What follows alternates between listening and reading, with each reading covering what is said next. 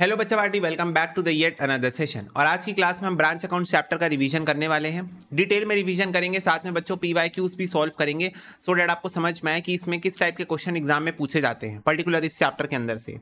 सबसे पहले बच्चों, what do you mean by branch accounts? तो branch is nothing but an extended location of an organisation. मतलब कोई भी कंपनी है, उनको अपने ऑपरेशंस को बढ़ाना है और भी जगहों पे अपने प्लांट डालने हैं, अपना सेटअप डालना है, अपनी दुकानें डालनी है, तो वो ब्रांच ऊपर करते हैं। जैसे कि डोमिनोज हो गया, मैकडोनल्ड्स हो गया, KFC हो गया, फूड आउटलेट्स है, तो वो अपनी ब्रांचेस डालते हैं अलग अलग जगह में। ठीक है। आजकल वो कॉन्सेप्ट बना है मैकेनिक्स का, कार देखो हो गया तुम्हारा, ट्रू वैल्यू हो गया, ये सब कार से रिलेटेड, डीलरशिप से रिलेटेड है, जो कि सेकेंड हैंड कार्स पे डील करते हैं। ठीक है। जो ओरिजिनल शॉप्स होती है, मॉरिस गराज हो गया, MG की जो दुकान होती है तुम्हारी, स्कोडा हो गई, महिंद्रा हो गई, टाटा हो गई, ये भी अपनी दुकानें खोलते हैं कार बेचने के लिए, न्यू कार बेचने के लिए। कार देखो, ट्रू वैल्यू, ये सब सेकेंड हैंड कारों के लिए होती है। ये सब क्या है बच्चों? ये सब ब्रांचेस है। SBI हो गया, बैंकिंग की ब्रांचेस खुलता है, ओपन करता है हर जगह। एक्सिस बैंक हो गया, पंजाब नेशनल बैंक हो गया, HDFC हो गया, तो ये सब ब्रांचेस है। सिंपल कि अपने ऑपरेशंस को ज्यादा ज्यादा कस्टमर तक पहुंचाने के लिए फिजिकल लोकेशन में अपनी ब्रांचेस डाली जाती, that is simply branch. Okay. other than its head office where business of similar or later organization are conducted. Okay. Classification of branch क्या है बच्चों? तो on the basis of geographical area of operation branches दो type की हो सकती है। ठीक है, geographical locations के बेसिस पे। एक हो सकती है डोमेस्टिक ब्रांच जो कि इंडिया के अंदर ही होगी, और एक हो सकती है फॉरेन ब्रांच जो कि इंडिया के बाहर ऑपरेट करेगी। तो जैसे SBI है बच्चों, इंडिया में ऑलमोस्ट हर डिस्ट्रिक्ट में, हर गांव में SBI की ब्रांचेस है, छोटी बड़ी जैसी भी। और फॉरेन में भी SBI की ब्रांचेस आपको देखने को मिलेगी, जाकि फॉरेन के जो कस्टमर्स हैं SBI बैंक के, स्टेट बैंक ऑफ इंडिया के, उनको वो केटर कर सके। तो ज्योग्राफी के बेसिस पे ये दो टाइप की ब्रांचेस आपको देखने को मिलेगी। ठीक है। More over depending upon the level of control between the branches, head office and domestic branch can be further classified into two types. तो बच्चों, कंट्रोल के बेसिस पे दो टाइप की ब्रांचेस हो सकती है। ज्योग्राफी के बेसिस पे दो थी, कंट्रोल के बेसिस पे भी दो हो सकती है। एक हो सकती है डिपेंडेंट ब्रांच, जिसका क्वेश्चन एग्जाम में सबसे ज्यादा आता है 7 मार्क्स के लिए, और एक होती है इंडिपेंडेंट ब्रांच जो कि बड़ा क्वेश्चन बनता है, तो इसीलिए जनरली 14 मार्क्स में आएगा अगर आएगा तो। ठीक है। तो डिपेंडेंट ब्रांच और independent branch, again I want to tell you guys, weightage wise ये चैप्टर का कोई स्पेसिफाइड वेटेज है नहीं, पर पिछले 2 अटेम्प्ट से 7 मार्क्स में डिपेंडेंट ब्रांच का क्वेश्चन इंस्टीट्यूट पूछ रही है न्यू सिलेबस के अंदर। ठीक है। इसके अलावा इसके जगह ऐसा भी हो सकता है डिपार्टमेंटल अकाउंट्स आ जाए, ब्रांच अकाउंट्स का क्वेश्चन ना आए। ये भी हो सकता है कि डिपार्टमेंट ब्रांच दोनों का क्वेश्चन 7 मार्क्स का आ जाए। तो इसीलिए ये एक इंपॉर्टेंट चैप्टर पूरे सिलेबस में बना हुआ रहता है, किसी भी अटेम्प्ट में रैंडमली आता है, दैट्स वाई, और ज्यादातर आता ही है, तो इसलिए इस बात का ध्यान रखना। डिपेंडेंट ब्रांच बच्चों, जो कि कंप्लीटली डिपेंडेंट है हेड ऑफिस के ऊपर हर चीज से, रॉ मटेरियल एक्विजिशन से लेकर, अगर प्रोडक्शन में इन्वॉल्व है उसके लिए, ऑपरेशंस के लिए, इवन जो खर्चे होते हैं वो भी हेड ऑफिस से लिंक होते हैं। और हर दिन आपको याद है, आपको रूल बुक याद है बच्चों बाय डिफॉल्ट?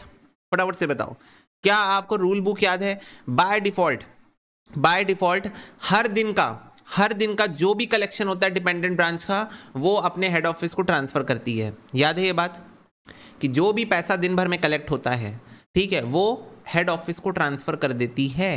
ठीक है। पेटी एक्सपेंसेस वगैरह रखना हो तो रखती है, बाकी पूरा खर्चा ट्रांसफर कर देती है। द पॉइंट इज बच्चों, मैंने आपको एग्जांपल दिया था बुआ जी वाला एग्जांपल, कि बुआ जी आप घर आई, आपके रिलेटिव्स आपके घर आए, आपको पैसा दे के गए, जैसे रिलेटिव्स गए इमीडिएटली आपको वो पैसा मम्मी को दे देना है। ये रूल बुक थी बच्चों पहले जब हम छोटे थे, अब तो बड़े हो गए हैं, पहले जब हम छोटे थे, अभी हालांकि 2 दिन पहले ही मम्मी बोल रही थी मेरे को ऐसे ही किसी रिलेटिव ने पैसे दिए 500 रुपये, तो मैं रख लिया अपने जेब में। तो मम्मी बोली हार्दिक पहले तो तू मेरे को दे दिया करता था। तो मैं बोला तो पहले की बात अलग थी ना, अब तो मैं आपको मंथली एक्सपेंसेस देता हूँ ना हर महीने, है ना, तो वो हो जाता है, पहले ऐसे दे देता था मैं। तो मेरे पास हालांकि इसका जवाब नहीं था, और बता रहा हूँ कि मैं ये बोलना चाह रहा था, मैं तो बड़ा हो गया हूँ अब, पर द पॉइंट इज कि ऐसे ही होता था। ओके। कि रिलेटिव्स पैसे देते थे 500 रुपये 100 रुपये, मम्मी को दे दो, ये हुआ डिपेंडेंट ब्रांच। इंडिपेंडेंट ब्रांच क्या करता है? वो खुद रख लेता है। तो इंडिपेंडेंट ब्रांच का कॉन्सेप्ट क्या था बच्चों? वो अपनी खुद की बुक्स ऑफ अकाउंट्स बनाता है और इंडिपेंडेंटली अपना ट्रायल बैलेंस बनाता है, फाइनल अकाउंट्स बनाता है, अपनी रिटर्न सब इंडिपेंडेंटली फाइल होती है उस ब्रांच की। तो that is an independent branch. जबकि डिपेंडेंट ब्रांच के सारा सब कुछ, operation, administration, further maintenance of its account, सब कुछ, इवन डिपेंडेंट ब्रांच की बुक्स ऑफ अकाउंट्स खुद हेड ऑफिस बनाता है। ठीक है। डिपेंडेंट ब्रांच की बुक्स ऑफ अकाउंट्स खुद कौन बनाता है? हेड ऑफिस बनाता है बच्चों। और इसी में हमको 3 मेथड पढ़ने, if you remember, come on everyone, debtors method, final account method, stock and debtors method. ये 3 मेथड पढ़ने ना हमको। This is how books of accounts of the dependent branch is maintained by head office by these 3 methods. सबसे ज्यादा anticipated method कौन सा exam में आने वाला? Stock and debtors method. पर अभी 7 मार्क्स में इंस्टीट्यूट ज्यादातर ये वाला मेथड पूछ रही है, ये तो कभी नहीं आता, ठीक है, और बन भी जाता है लोगों को। स्टॉक एंड डेटर सबसे ज़्यादा हाईली एंटिसिपेटेड मेथड है। Even nothing is mention in the question, आपको पढ़ के समझना है, और समझ में भी ना आ रहा हो तो स्टॉक एंड डेटर्स मेथड लगा के आना एग्जाम में, ठीक है। जबकि अभी इंस्टीट्यूट ज़्यादातर डेटर्स मेथड का क्वेश्चन पूछ रही है, ठीक है। वो पता कैसे चलता है वो तो अभी मैं बताऊंगा तुमको। तो आगे बढ़ो।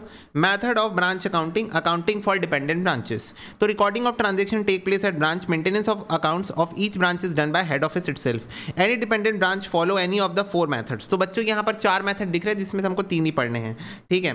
देखो, डेटर्स मेथड या फिर सिंथेटिक मेथड बोल लो, स्टॉक एंड डेटर्स मेथड या एनालिटिकल मेथड बोल दो। अब ये final account method, cost price basis और होलसेल प्राइस मेथड अलग टॉपिक है, ठीक है। हालांकि डिपेंडेंट ब्रांच के अंदर आता है, पर होलसेल प्राइस मेथड एक अलग टॉपिक है। इनवॉइस प्राइस वाला मेथड, उसकी बात चल रही है यहाँ पर।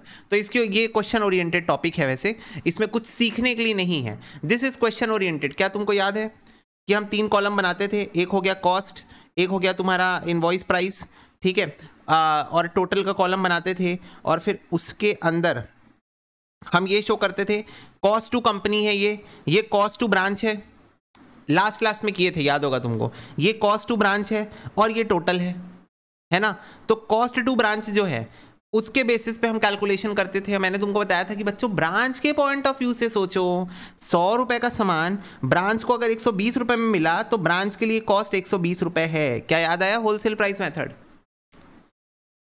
ब्रांच बच्चों कंसाइनमेंट वाला कॉन्सेप्ट है। कंसाइनमेंट वाला कॉन्सेप्ट है कि अगर ब्रांच को 100 रुपए की चीज़ हेड ऑफिस 120 रुपए में भेज रहा है तो ब्रांच के लिए तो वो 120 रुपए की हुई ना। कम ऑन एवरीवन, याद आना चाहिए तुमको। ऐसा होने, अरे हाँ याद आया, ब्रांच के लिए वो चीज़ कितने रुपए की है? 120 रुपए के लिए, तो ब्रांच तो 120 रुपए ही बताएगा ना। ब्रांच तो 120 रुपए ही बताएगा। मैं उससे पूछूंगा कितने में लिए, तो वो 100 रुपए थोड़ी बोलेगा, वो बोलेगा मैंने 120 पे लिया है। मैंने कितने में लिया है? 120 रुपए में लिया है। हालांकि ये वाला क्वेश्चन मैं दिखा दूंगा तुमको। चलो, तो बच्चों नेट प्रॉफिट या लॉस जो है वो सेम आएगा, कोई भी मेथड से निकालो। You will use any method, you will get same net profit या फिर लॉस। पहला एंड सबसे इंपॉर्टेंट मेथड पिछले 2 अटेम्प्ट से बना हुआ है, डेटर्स मेथड तुम्हारा। तो इधर ध्यान से देखो। Under this method of accounting, head office maintains separate branch account for each branch, which appear as debtor in the books of accounts. ठीक है, in the books of head office, sorry। तो बच्चों डेटर्स मेथड इसका नाम इसलिए है, synthetic method भी बोलते हैं इसको, क्योंकि हेड ऑफिस की बुक में हम सिर्फ एक अकाउंट बनाते हैं जिसका नाम है ब्रांच अकाउंट, और वो ब्रांच अकाउंट एक डेटर की तरह दिखता है। सिंपल शब्दों में branch is a personal account. MCQ में आ सकता है ये क्वेश्चन, फटाफट से बताओ। डेटर्स मेथड के अंदर हेड ऑफिस की बुक में ब्रांच का अकाउंट कौन से नेचर का अकाउंट है? पर्सनल। बोलो यस और नो। कौन से नेचर का अकाउंट है? पर्सनल नेचर का अकाउंट है। ये क्वेश्चन एमसीक्यू में बिल्कुल आ सकता है, ठीक है। तो हेड ऑफिस की बुक में ब्रांच का अकाउंट एक डेटर की तरह दिखता है, ठीक है। अब देखो, एक डेटर की तरह हम सारी चीजें करेंगे। बच्चों डेटर का अगर पॉजिटिव बैलेंस है ओपनिंग, तो डेबिट साइड आता है क्या? फटाफट से बता दो। डेटर का ओपनिंग बैलेंस है, पॉजिटिव ओपनिंग बैलेंस है, ठीक है। एडवांस फ्रॉम डेटर नहीं है, रिसीवेबल है, रिसीवेबल फ्रॉम डेटर है, तो वो डेबिट साइड आता है। क्लोजिंग बैलेंस क्रेडिट साइड आता है। यस भैया। अगर एडवांस फ्रॉम डेटर है बच्चों, अगर एडवांस रिसीव फ्रॉम डेटर्स है, ठीक है, तो वो क्रेडिट साइड आएगा ओपनिंग, और डेबिट साइड आएगा क्लोजिंग। तो उसी लॉजिक के साथ आप ध्यान से देखो, ब्रांच के पास जो भी एसेट्स हैं, ब्रांच के पास जो भी एसेट्स हैं उसका ओपनिंग बैलेंस, चाहे वो फिक्स एसेट है, चाहे वो कैश है, चाहे वो डेटर है, चाहे वो स्टॉक है, वो डेबिट साइड में आएगा ब्रांच अकाउंट में, और क्लोजिंग बैलेंस आएगा क्रेडिट साइड में, ठीक है। जो भी एसेट्स है ना, इसके पीछे मैंने आपको लॉजिक बताया था, ओके। इसके पीछे मैंने आपको लॉजिक बताया था कि साल के अंत में अकाउंट्स को टैली कराने के लिए, क्योंकि ये एक डिपेंडेंट ब्रांच है, तो ब्रांच के एसेट्स मेरे एसेट्स, ब्रांच की लायबिलिटी मेरी लायबिलिटी, याद है।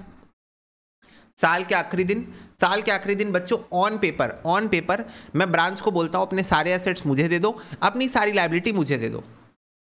तो सिंपल सी बात है बच्चों, अगर ब्रांच मुझे अपनी एसेट्स भेज रहा है, मुझे अपनी एसेट्स दे रहा है, तो उसकी एंट्री क्या होगी? हेड ऑफिस की बुक्स में, हेड ऑफिस की बुक्स में एंट्री होगी एसेट्स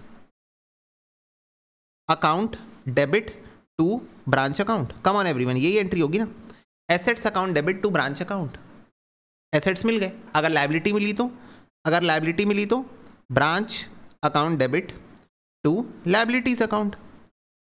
तो हेड ऑफिस ने ब्रांच के सारे एसेट्स ले लिए और हेड ऑफिस ने ब्रांच की सारी लायबिलिटीज ले ली। ये मैंने आपको बताया था last day of the year में। क्यों? क्योंकि इनकॉर्पोरेशन करना है। इनकॉर्पोरेशन मतलब हेड ऑफिस अपनी बुक्स ऑफ अकाउंट्स बनाएगा, उसमें ब्रांच उसी की है ना, तो ब्रांच के सारे एसेट भी उसके हैं, ब्रांच की सारी लायबिलिटी भी उसकी है, तो उसको मर्ज करके दिखाएगा। कंसोलिडेटेड फाइनेंशियल स्टेटमेंट हम उसको बोलते हैं। क्या बोलते हैं? Consolidated financial statement. ठीक है, तो आप ध्यान से देखो, asset account debit to branch account, branch के क्रेडिट साइड आ रहा है सारा क्लोजिंग बैलेंस, और तुम्हारा branch account debit to liabilities account, debit side आ रही सारी लायबिलिटीज। नेक्स्ट डे बच्चों, अब ये हमने सिर्फ टेम्परेरी लिया था बुक्स ऑफ अकाउंट्स बनाने के लिए, हमने बुक्स ऑफ अकाउंट्स बनाने के लिए इसको सिर्फ टेम्परेरी लिया था ब्रांच से। अब हेड ऑफिस अगले ही दिन 1 अप्रैल को इसी एंट्री को रिवर्स कर देगा। तो ये सेम एंट्री को रिवर्स करेगा, तो एंट्री पास करेगा branch account debit to asset account, asset वापस कर दिए, और तुम्हारा क्या बोलते हैं, liabilities account debit to branch account, liabilities account debit to branch account. Next day 1 अप्रैल को ही ये सारा जो भी एसेट्स उसने लिया था हेड ऑफिस ने वापस कर देगा, सारी लायबिलिटीज वापस कर देगा। तो ध्यान से देखो, branch account debit to assets account, ठीक है, और liabilities account debit to branch account. तो सारे एसेट और लायबिलिटी नेक्स्ट डे ही वापस कर दिए गए हैं। ठीक है, तो ये एंट्री का पीछे का लॉजिक होता है। कंसोलिडेशन के लिए हम एक दिन के लिए, मात्र एक दिन के लिए ऑन पेपर सारे एसेट्स और सारी लायबिलिटीज को मंगाते हैं ब्रांच से और अगले दिन उसको वापस कर देते हैं। तो ये 4 एंट्री आपको याद रखनी है ओपनिंग क्लोजिंग बैलेंस से रिलेटेड। कि एसेट का opening debit side, closing credit side, liability का opening credit side, opening debit side. ठीक है, अब आगे देखो। नेक्स्ट, अगर हम गुड्स सेंड कर रहे हैं ब्रांच को गुड्स सेंड कर रहे हैं, तो ब्रांच हमारा डेटर है, तो branch account debit to goods send to branch account. अगर कोई गुड्स वापस आ गया तो goods send to branch account debit to branch account, या फिर आप बोल सकते हो goods return account debit to branch account, goods वापस आ गए। ठीक है, अगर बच्चों हम ब्रांच के कुछ खर्चे पे कर रहे हैं, क्योंकि ब्रांच हमारी डिपेंडेंट है, तो ब्रांच की स्कूल फीस, हमारा बच्चा अभी डिपेंडेंट है ना हमारे ऊपर, तो उसकी स्कूल फीस वगैरह, उसकी ट्यूशन फीस वगैरह, उसके पेटी एक्सपेंसेस, ये सब हम लोग डायरेक्टली पे करते हैं ना। तो अगर हम ब्रांच के बिहाफ में कोई खर्चा डायरेक्टली पे कर रहे हैं, तो branch account debit again to bank account, branch account debit to bank account, expenses of branch. क्या ये बात क्लियर है? फटाफट से बताओ। यस। फिर इसके बाद बच्चों, अगर हम अपने बच्चे को कुछ पैसे दे रहे हैं खर्चा करने के लिए, कुछ कैश दे रहे हैं, ठीक है, कुछ पैसे दे रहे हैं, कुछ खर्चा करने के लिए कैश दे रहे हैं कि तुम अपने लेवल पे कुछ चिटर पिटर खर्चे तुम्हारे होंगे तो वो तुम कर लेना, तो branch account debit to cash account, हम उसको खर्चे दे रहे हैं करने के लिए। ठीक है, ओके। अब इसके बाद ब्रांच जितनी भी सेल्स करता है दिन भर में ब्रांच जितनी भी सेल्स करता है, उससे जो भी पैसा कलेक्ट होता है इमीडिएटली हेड ऑफिस को रेमिट कर देता है। तो हेड ऑफिस बोलेगा बैंक अकाउंट डेबिट, पैसा आया, bank account debit to branch account. ये देखो, remittance to head office include cash sales और कलेक्शन फ्रॉम डेटर्स। ठीक है, अब बच्चों अगर हम ये account, branch account invoice price पर बना रहे हैं, अगर ये ब्रांच अकाउंट हम इनवॉइस प्राइस पर बना रहे हैं, उस केस में ये देखो, आप जो गुड्स सेंड कर रहे हो उसका लोड आप क्रेडिट करके दिखाओगे। फटाफट से बताओ। 100 रुपये के गुड्स मैंने 120 रुपये में सेंड किए हैं, तो 20 रुपये का लोड हम क्रेडिट करते हैं ना, 20 रुपये का लोड हम क्रेडिट करते हैं ना। यस, वही कंसाइनमेंट वाला कॉन्सेप्ट, वही डिपार्टमेंट वाला कॉन्सेप्ट, वही तुम्हारा ब्रांच वाला कॉन्सेप्ट। अगर बच्चों गुड्स वापस आ रहे हैं, तो मान लो 12 रुपये के गुड्स वापस आ रहे हैं, इसके अंदर 2 रुपये का लोड है, तो उसका लोड हम डेबिट करते हैं। ठीक है भैया। अगर लोड है क्वेश्चन में, तो ओपनिंग स्टॉक के अंदर अगर लोड है तो क्रेडिट साइड में ओपनिंग स्टॉक रिजर्व दिखाते हैं, और अगर क्लोजिंग स्टॉक में लोड है तो डेबिट साइड में क्लोजिंग स्टॉक रिजर्व दिखाते हैं। ठीक है, तो ये बच्चों ऑल टुगेदर इतने ही आइटम आपके आते हैं एक ब्रांच अकाउंट के अंदर। ठीक है, अंडर डेटर्स मेथड। बाकी जो बैलेंसिंग फिगर आएगा वो नेट प्रॉफिट या लॉस होगा। पर्पल कलर से लिखा हुआ है क्योंकि आपको दर्शाना चाह रहे हैं हम कि ये आपका एक बैलेंसिंग फिगर है।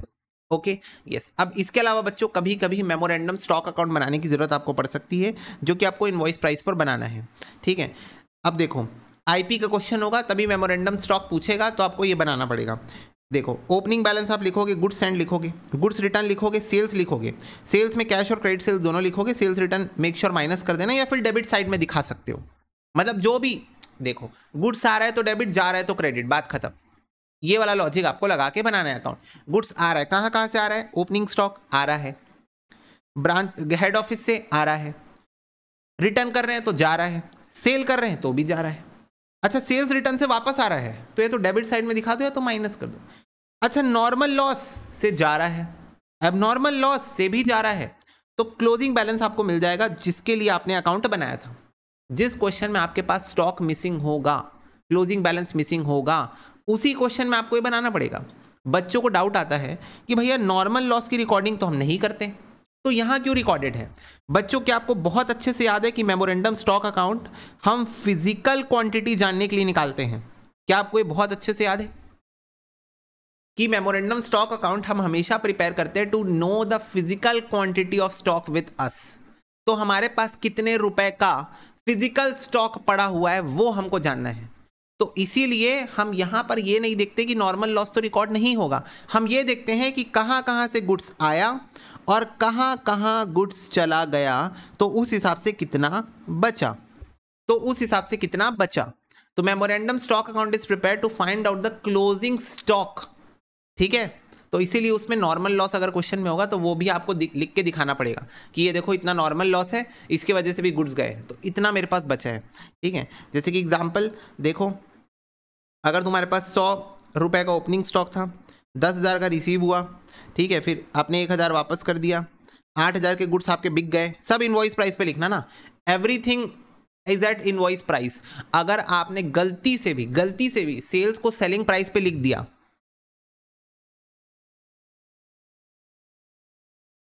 तो क्या यहां पर जीपी आ गया? बच्चों फटाफट से बताओ, अगर आप गलती से सेल्स को सेलिंग प्राइस पे लिख दोगे तो जीपी नहीं आ जाएगा? फटाफट से बताओ, जीपी आ जाएगा ना? और वो नहीं चाहिए हमको, हमको सिर्फ फिजिकल क्वांटिटी चाहिए, हमको सिर्फ फिजिकल क्वांटिटी चाहिए। अगर आपने सेल्स को सेलिंग प्राइस पे लिख दिया तो जीपी आ जाएगा, जो कि गलत है। हमको जीपी नहीं चाहिए, हमको फिजिकल क्वांटिटी चाहिए। तो everything should be at invoice price, ये बात का आप ध्यान रखना। नॉर्मल लॉस मान लो आपका 100 का हो गया, अब नॉर्मल लॉस मान लो 500 हो गया, तो अब देखो क्लोजिंग स्टॉक आपका कितने का आ जाएगा? 10,000 plus 100 minus 1,000 minus 8,000 minus 100 minus 500, तो ये बच्चों क्लोजिंग स्टॉक आपका 500 का आ गया balancing figure.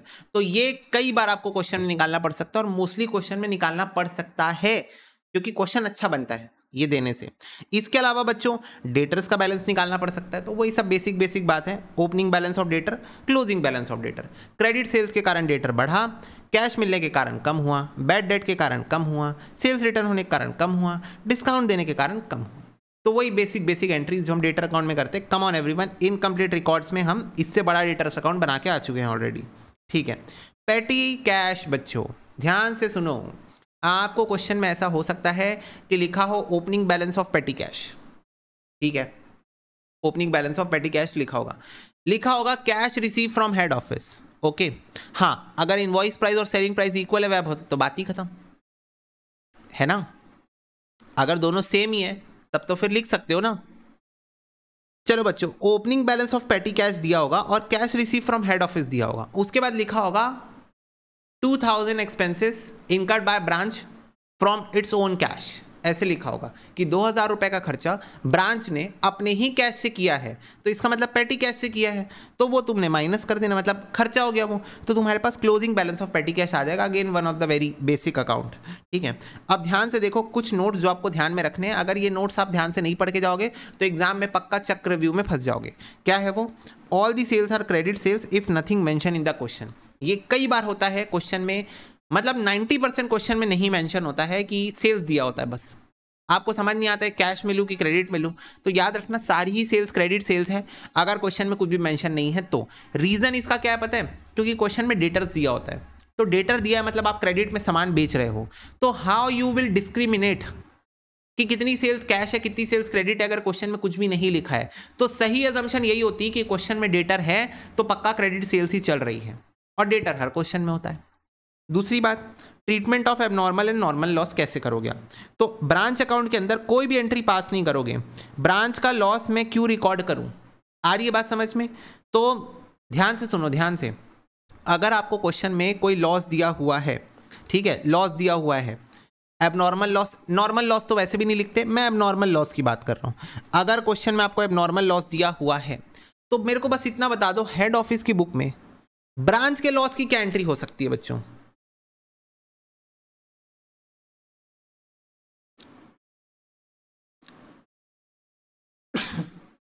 Excuse me, head office के बुक्स के अंदर ब्रांच की अगर लॉस हो गया, ब्रांच का अगर लॉस हो गया तो उसकी क्या ही एंट्री होगी?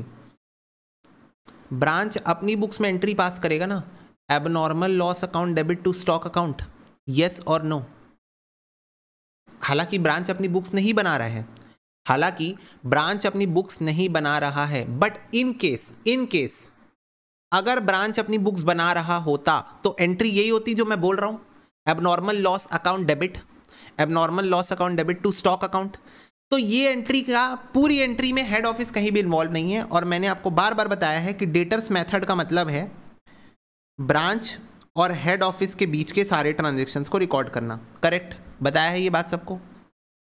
ब्रांच और हेड ऑफिस के बीच के सारे ट्रांजेक्शन्स को रिकॉर्ड करना।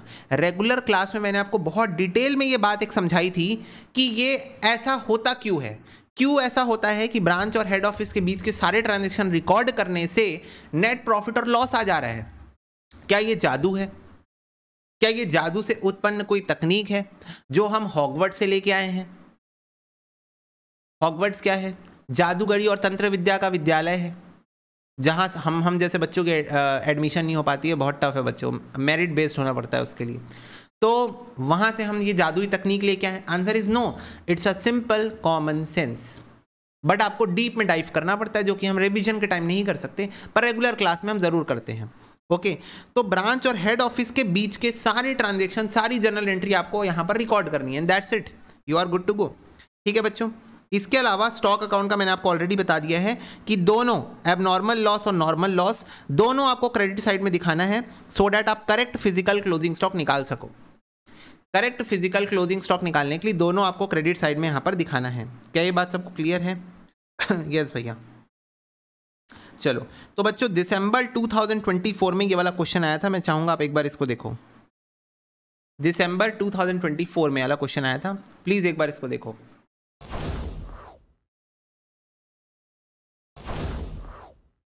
ओके चलो डन। देखो, Adhiraj limited Noida started a branch in Surat, 7 marks में आया था बच्चों ये क्वेश्चन, अप्रैल 1 2023 को, to which goods were sended 20% above cost. Invoice price वाला क्वेश्चन है, ऑब्वियस है बच्चों, 99% चांस है आईपी वाला क्वेश्चन एग्जाम में पूछेगा, क्योंकि वही सेंस बनाता है। ठीक है, branch makes both credit and cash sales, it is a policy to meet branch expenses from branch cash and remit the balance money to head office. ठीक है, the branch does not maintain double entry books of accounts and necessary account relating to branch are maintain by head office, यानी कि dependent branch का question है।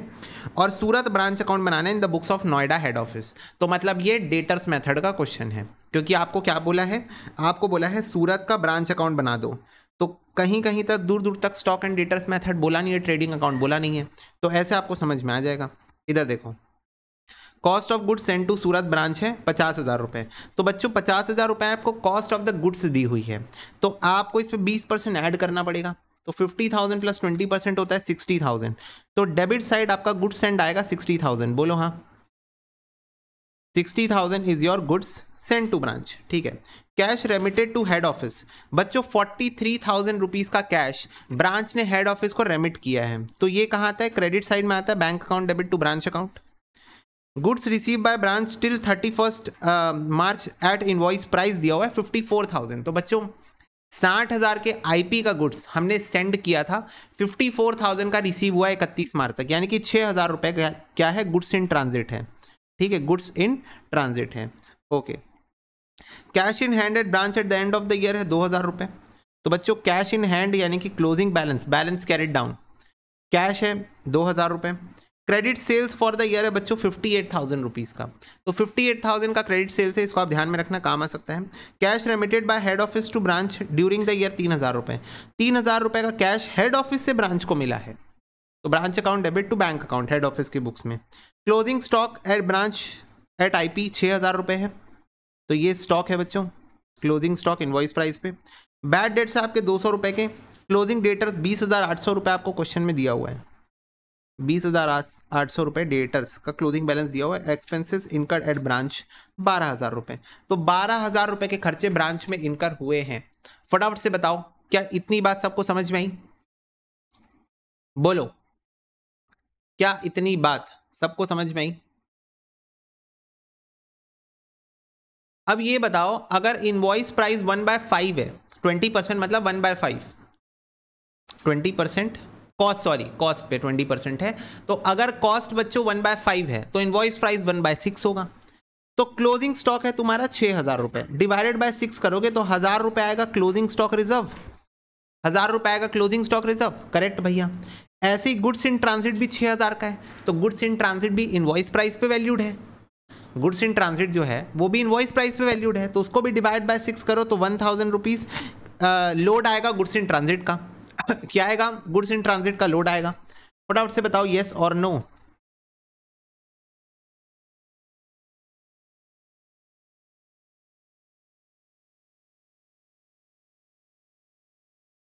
बोलो, क्या ये बात क्लियर है सबको?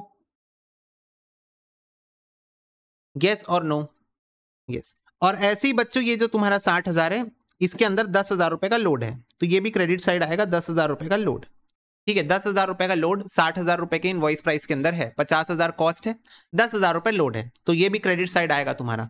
तो ये रहा एक लोड, ये रहा दूसरा लोड, ये रहा तीसरा लोड, इसका लोड ये है, इसका लोड ये है, और इसका लोड ये है। सारे लोड्स हमने लिख दिए।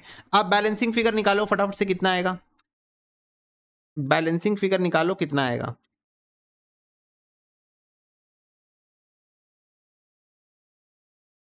ये आ रहा है 22,800। तो 22,800 is basically your net profit, 22,800 is your net profit. अब देखो कौन सी चीजें ऐसी थी क्वेश्चन में जो कि दी हुई थी पर बिल्कुल काम की नहीं थी। Credit sales for the year दी हुई थी पर बिल्कुल काम की नहीं थी। बैड डेट्स दिया हुआ था पर बिल्कुल काम का नहीं था। एक्सपेंसेस इनकर्ड ब्रांच बिल्कुल काम का नहीं था। ओके, बोलो। तो इतनी चीजें बिल्कुल क्वेश्चन में दी हुई थी पर काम की नहीं थी। अब एक एक करके बताता हूं क्यों काम की नहीं थी। सबसे पहले बच्चे बोल रहे हैं भैया सेल्स क्यों नहीं आई, सारे बच्चे बताओ। हेड ऑफिस की बुक्स में ब्रांच के सेल्स की क्या एंट्री पास कर सकते हो? इनिशियल क्राइटेरिया भूल मत जाना। इन the books of head office branch account बना रहे हैं हम लोग। इन the books of head office हम ब्रांच अकाउंट बना रहे हैं, ठीक है। इन the books of head office हम ब्रांच अकाउंट बना रहे हैं।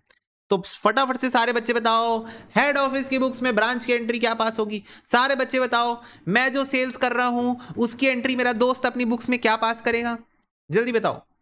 मैं जो भी सेल्स कर रहा हूं, मैं जो भी सेल्स कर रहा हूं उसकी एंट्री मेरा दोस्त अपनी बुक्स में क्या एंट्री पास करेगा? बताओ। कोई एंट्री पास नहीं करेगा। Come on, yes. तो ये क्वेश्चन क्यों पूछा तुमने?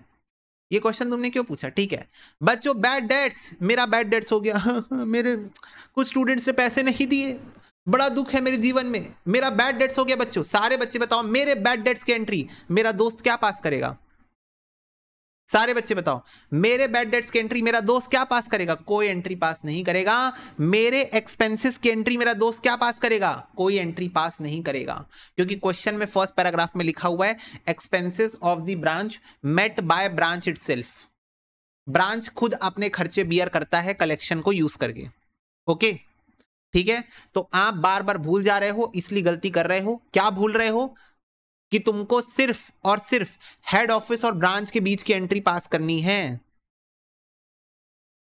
ठीक है। तुमको सिर्फ हेड ऑफिस और ब्रांच के बुक्स की एंट्री पास करनी है। क्या ये बात सबको क्लियर है? तो हेड ऑफिस और ब्रांच के बुक में जो भी ट्रांजेक्शन हो रहा है वो एंट्रीज आपको पास करनी है। अगर रेमिटेंस नहीं दिया होता तो निकालना पड़ता। रेमिटेंस कैसे निकलता है? बहुत सिंपल है। रेमिटेंस कैसे निकाला जाता है? जो भी तुम कैश में सेल्स कर रहे हो प्लस जो भी तुम कलेक्शन कर रहे हो फ्रॉम डेटर्स माइनस अगर तुमने कुछ खर्चे कर दिए हैं तो वो आ जाता रेमिटेंस।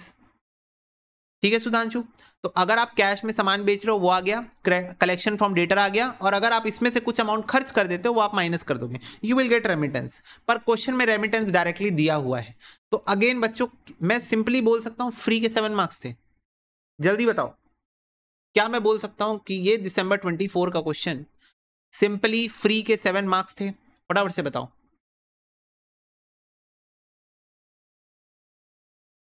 कुछ था ही नहीं इस क्वेश्चन में। हाँ, पर तुम सिली मिस्टेक करते तो ये 7 मार्क्स भी तुम्हारे हाथ से निकल जाते, जैसा तुम लोग ने किया भी है।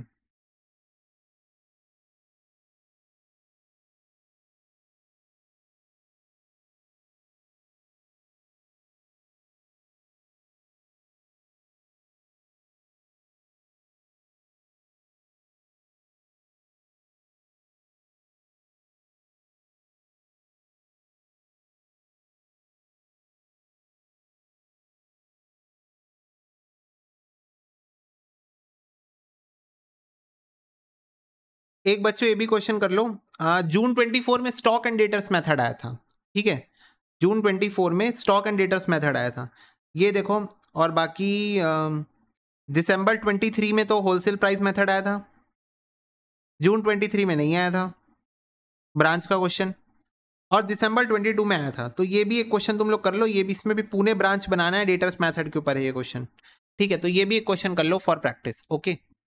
गुड्स इन ट्रांजिट वाला एक बार बता दो।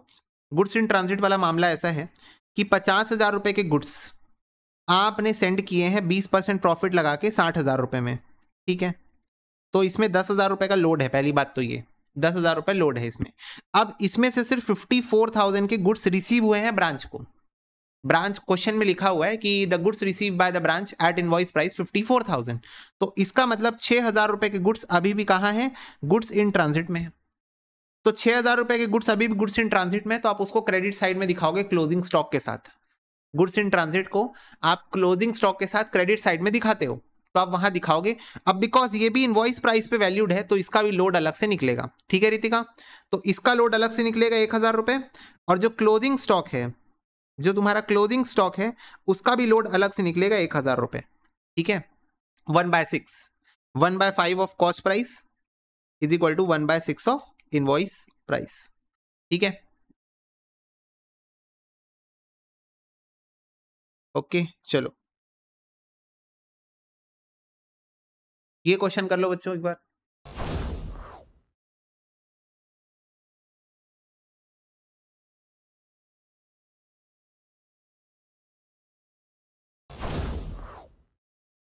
ओके बच्चों डन, यस भैया यस डन। चलो ये एक फुल फ्लेजेड बच्चों फॉर्मेट बेस्ड क्वेश्चन आया था दिसंबर 2022 टाइम में। फॉर्मेट बेस्ड क्वेश्चन हम किसको बोलते हैं, जिसमें बस फॉर्मेट है और कुछ नहीं।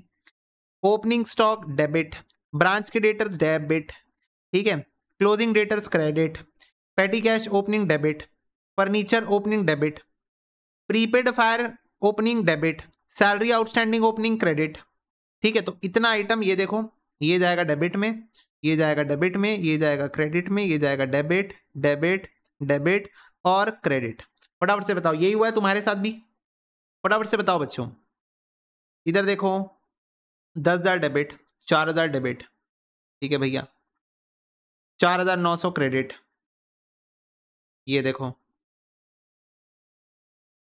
500 डेबिट, 2,000 डेबिट, 500 डेबिट, 2,000 डेबिट, ठीक है, ये 150 डेबिट, और ये 100 रुपए बच्चों आउटस्टैंडिंग है, यानी कि लाइबिलिटी है तो क्रेडिट। यही हुआ सेम चीज, यस भैया फॉर्मेट बेस्ड क्वेश्चन है। गुड सेंड टू ब्रांच बच्चों 80,000 रुपए डेबिट, ये देखो, ठीक है। फिर इसके बाद कैश सेल्स है, क्रेडिट सेल्स है। ध्यान से सुन लो, कैश सेल्स देख के हड़बड़ा मत जाना, रेमिटेंस निकालेंगे, अभी पूरा क्वेश्चन पढ़ लेते हैं एक बार। तो कैश सेल्स है बच्चों, ये रेमिटेंस की कैलकुलेशन के काम आ सकता है। Cash receive from debtor remittance की कैलकुलेशन के काम आ सकता है। अभी तक मुझे वैसे क्लोजिंग डेटर्स मिला नहीं है, नहीं क्लोजिंग डेटर्स मिल गया, चलो ठीक है। तो cash paid by branch debtor directly to head office, ये भी रेमिटेंस के काम आएगा। Discount allowed to debtors cash send to branch for expenses, तो बच्चों cash send to branch for expenses, यानी कि हेड ऑफिस ने ब्रांच को पैसे भेजे हैं खर्चे करने के लिए। 1 2 3 4, ये देखो ये 4 खर्चे हैं बच्चों, 2,000, 2,400, 1,000 और 600, तो टोटल मिला के 6,000 रुपए हेड ऑफिस ने ब्रांच को भेजे, तो ये तो डेबिट साइड आएगा, ठीक है। ये देखो 2,000, 2,400, 1,000 और 600, ये चारों मिला के 6,000 तो डेबिट साइड आएगा जो हेड ऑफिस ने ब्रांच को भेजे, ठीक है। गुड्स रिटर्न बाय ब्रांच बच्चों क्रेडिट साइड आएगा 1,000, ये देखो 1,000 क्रेडिट साइड में आ गया। गुड्स रिटर्न बाय डेटर नहीं आएगा, क्योंकि goods return bye debtor branch की बुक्स में एंट्री होगी ना सेल्स रिटर्न की, हालांकि ब्रांच करता नहीं है पर ब्रांच की बुक्स में होगी। हेड ऑफिस और ब्रांच का कोई लेना देना नहीं है इस ट्रांजेक्शन में। स्टॉक 31 मार्च को 5,000 रुपए दिया हुआ है, यहां पर आएगा, ये देखो। फिर इसके बाद पेटी cash spend by branch 850 rupees, ठीक है। तो ये वाला बच्चों पेटी कैश की कैलकुलेशन के लिए आएगा, और प्रोवाइड डेप्रीशिएशन ऑन फर्नीचर भी ब्रांच अकाउंट के अंदर नहीं आएगा, ठीक है भैया। अब ध्यान से सुनो,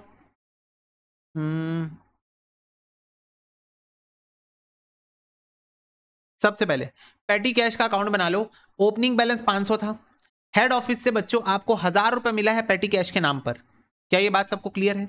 ₹1000 आपको हेड ऑफिस से मिला है पेटी कैश के नाम पर, तो 500 ओपनिंग था, ₹1000 मिला है, आपने 850 का पेटी एक्सपेंस कर दिया है, 850 का पेटी एक्सपेंस कर दिया तो क्लोजिंग बैलेंस आ गया 650, तो 650 एक यहां पर लिख दो। ठीक है, दूसरी बात, फर्नीचर का ओपनिंग बैलेंस था 2000, इस पे डेप्रीसिएशन को रिकॉर्ड मत करना, ध्यान से सुनो, डेप्रीसिएशन रिकॉर्ड नहीं होगा, डेप्रीसिएशन माइनस कर लो, उसके बाद जो क्लोजिंग बैलेंस आएगा वो तो रिकॉर्ड होगा, तो क्लोजिंग बैलेंस यहां पर रिकॉर्ड कर लो। एंड बच्चों लास्ट एडजस्टमेंट जो तुमने यहां पर, अब शायद मेरा पैन वर्क करेगा, यहां पर जो तुमने एनुअल इंश्योरेंस अप टू 31 मार्च पे की है, लेकिन आपका बुक्स ऑफ अकाउंट्स 31 दिसंबर को क्लोज हो जाता है, आपका बुक्स ऑफ अकाउंट्स 31 दिसंबर को क्लोज हो जाता है, लेकिन आपने पेमेंट कब तक की है, 31 मार्च तक, 600 रुपये, तो इसका बनेगा प्रीपेड, और वो प्रीपेड यहाँ पर आएगा कि जो आपने 600 रुपये पे किया है, वो अगर 12 महीने के लिए पे किया, एनुअल लिखा है ना, एनुअल मतलब 12 महीने होते हैं, एनुअल का मतलब होता है, कुछ बच्चे 15 महीने करके आ गए थे, नहीं 15 महीने क्यों करके आए, वो भैया हमने ना 1 जनवरी से 31 मार्च काउंट कर लिया था, मैंने बोला क्यों, वो भैया 1 जनवरी से काउंट होगा ना, मैंने बोला एनुअल, बच्चों एनुअल वर्ड का मतलब होता है 12 महीने, ओके ओके ओके ठीक है भैया समझ गए, तो 12 महीने के लिए आपने 600 रुपये पे किया है, तो 3 महीने का आपका प्रीपेड है, नेक्स्ट ईयर का है, तो वो आपका प्रीपेड एक एसेट की तरह दिखेगा, क्लोजिंग बैलेंस। तो बस इतनी बात आपको ध्यान में रखनी बच्चों, and you will get the balancing figure as profit. क्या ये बात क्लियर है, फटाफट से बताओ। तो ये भी बच्चों 7 मार्क्स का एक अच्छा क्वेश्चन बनता है, उल्टा मैं बोलूंगा यही ज्यादा बेटर क्वेश्चन है एज कंपेयर टू दिसंबर 24 में एक्चुअली जो क्वेश्चन आया था बिल्कुल वर्थ इट नहीं था 7 मार्क्स के लिए, यही एक बेटर क्वेश्चन बन रहा है 7 मार्क्स के लिए। क्लियर है बच्चों ये बात सबको, फटाफट से बताओ। यस, अब लास्ट बच्चों रेमिटेंस की कैलकुलेशन, तो इधर बहुत ध्यान से देखना, रेमिटेंस की कैलकुलेशन इधर देखो, लास्ट लाइन आपको पढ़ना पड़ेगा, उसके बाद हम कर पाएंगे। गुड्स कॉस्टिंग 1200 रुपए डिस्ट्रॉयड हो गया ड्यू टू फायर, और सम ऑफ 1000 रिसीव हुआ है फ्रॉम द इंश्योरेंस कंपनी। ठीक है, तो पॉइंट टू बी नोटेड, 1000 रुपए इंश्योरेंस कंपनी से मिला है, गुड्स डिस्ट्रॉयड बाय फायर की कोई एंट्री नहीं होती है, गुड्स डिस्ट्रॉयड बाय फायर की कोई एंट्री नहीं होती, 1000 रुपए जो इंश्योरेंस कंपनी से मिला है उसकी एंट्री होती है, क्योंकि वो रेमिटेंस के लिए काम आएगा। तो अब ध्यान से देखो, इधर देखो, इधर देखो, सबसे पहले बच्चों कैश सेल्स, ठीक है, फिर कलेक्शन फ्रॉम डेटर्स, ठीक है, फिर बच्चों कुछ डायरेक्ट कलेक्शन हुआ है from branch debtors bye head office, तो हेड ऑफिस ने क्या किया, सीधा ब्रांच के डेटर से पैसे ले लिए, हेड ऑफिस ने डायरेक्टली ब्रांच के डेटर से पैसे ले लिए, कितने रुपए, 2000 रुपए, और 1000 रुपए का बच्चों इंश्योरेंस का क्लेम मिला है, तो ये सब पैसा मिला के बेसिकली ब्रांच का पैसा हेड ऑफिस को गया है, ये सब मिला के ना, ये सब मिला के भैया 850 का खर्चा हुआ है वो तो आपने नहीं लिया बेटा, वो पेटी एक्सपेंसेस से गया, आपके पास 500 का ओपनिंग पेटी कैश था, ठीक है, और 1000 रुपए आपको हेड ऑफिस से मिला, दोनों मिला के 1500 था, उसमें से 850 आपने खर्च किया और 650 अभी भी बचा हुआ है। ठीक है, तो इस बात का ध्यान रखना, 850 को गलती से भी इससे माइनस मत कर देना, जो 850 का खर्चा आपने किया है उसको इससे माइनस मत कर देना। रेमिटेंस में आपका सीधा सीधा कैश सेल्स आएगा, यहां पर ये देखो हमने मार्क करके रखा था, कैश सेल्स आएगा, कैश रिसीव फ्रॉम डेटर्स आएगा, और तुम्हारा direct collection bye head office आएगा, और एक है तुम्हारा लास्ट में 1000 रुपए का इंश्योरेंस क्लेम मिला वो आएगा। जितना भी पैसा आपको दिन भर में मिला, जितना भी पैसा आपको आपके रिश्तेदारों से मिला, पूरा मम्मी को डिपॉजिट करना है eight the end of the day, तो वही बात यहां पर भी एप्लीकेबल है। पेटी कैश बस आप अपने पास रख सकते हो, बाकी सब आपको अपने मम्मी को डिपॉजिट करना है, यानी कि हेड ऑफिस को डिपॉजिट करना है। तो रेमिटेंस की कैलकुलेशन भी समझ में आ गई सबको, बोलो क्या सबको रेमिटेंस की कैलकुलेशन समझ में आ गई बच्चों, इजी क्वेश्चन, ओके यस भैया। इसके बाद है बच्चों final accounts method. Direct collection bye head office की जनरल एंट्री बताओ, direct collection bye head office की जनरल एंट्री है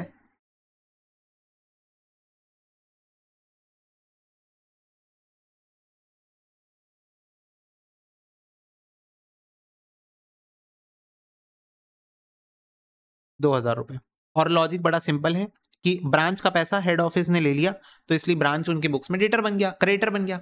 ठीक है सुधांशु, पैसा ब्रांच का था, ले हेड ऑफिस ने लिया, तो हेड ऑफिस ने बोला ठीक है बैंक अकाउंट डेबिट, पैसा मिला टू ब्रांच अकाउंट, ब्रांच को क्रेडिटर बना दिया, क्योंकि ये ब्रांच का पैसा था जो कि हेड ऑफिस ने लिया। ठीक है, और इसीलिए आपको क्रेडिट साइड में यहां दिख भी रहा है।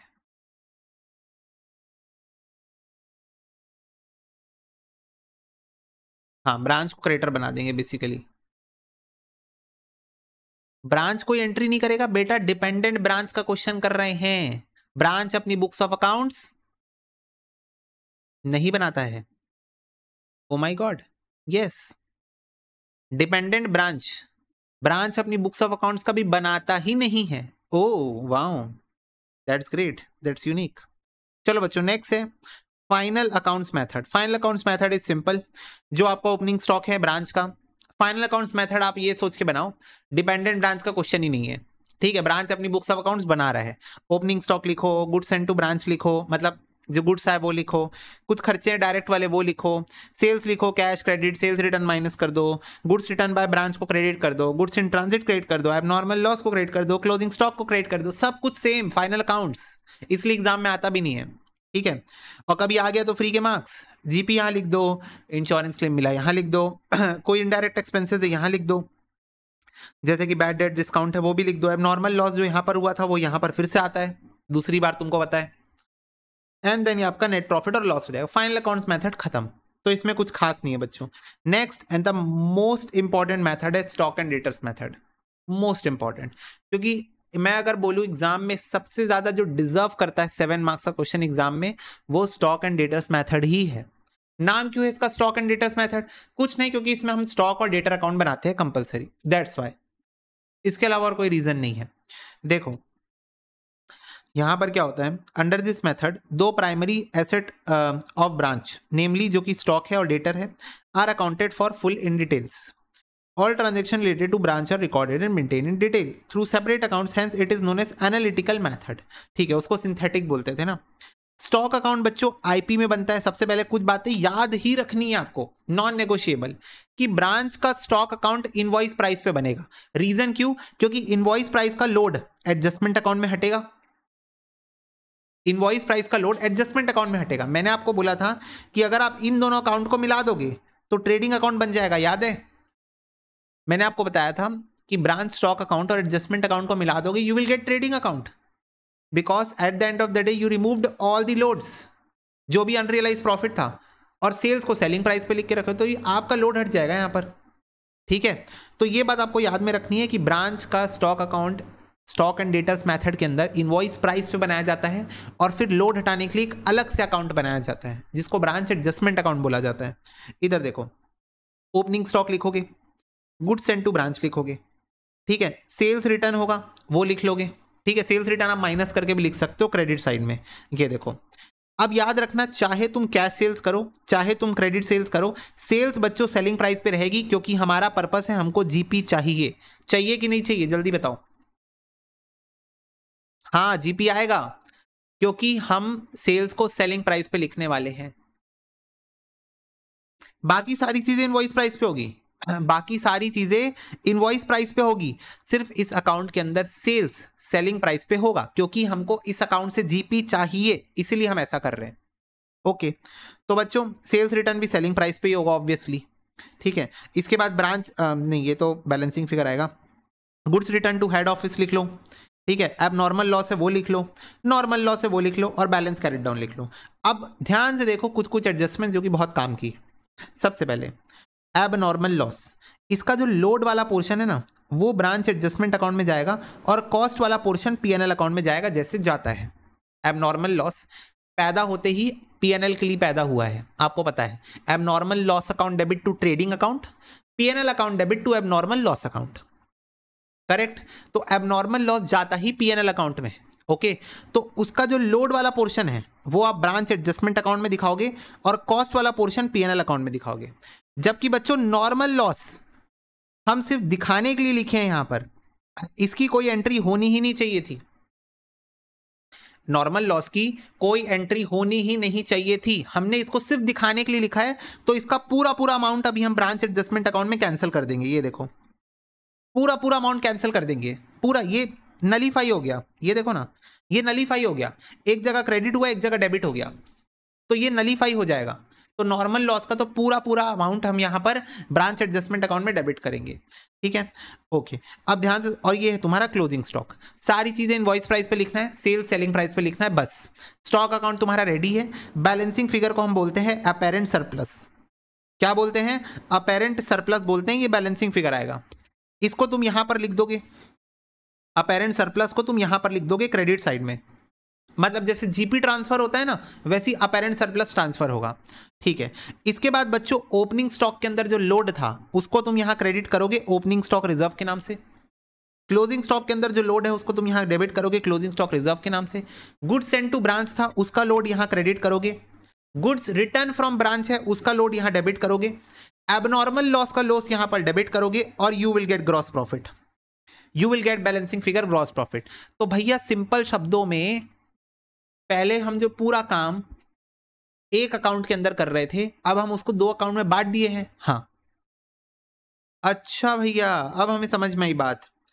भैया भैया एक सेकंड रुको, अब हमको कुछ कुछ समझ में आ रहा है। मैंने कहा क्या समझ में आ रहा है? भैया आप ना गेम खेल रहे हो हमारे साथ। कौन सा गेम?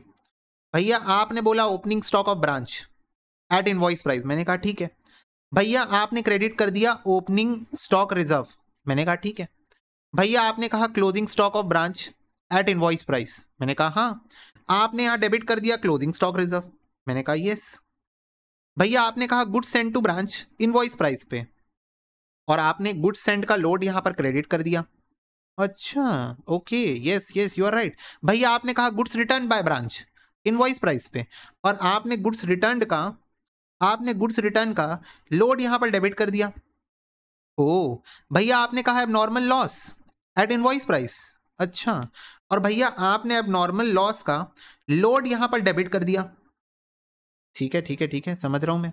भैया फिर आपने बोला सेल्स एट सेलिंग प्राइस, भैया फिर आपने बोला सेल्स एट सेलिंग प्राइस, ओ यस, और फिर आपने बोला नॉर्मल लॉस यहां पर क्रेडिट और फिर नॉर्मल लॉस यहां पर डेबिट, तो एक तरीके से तो ये नलीफाई हो गया।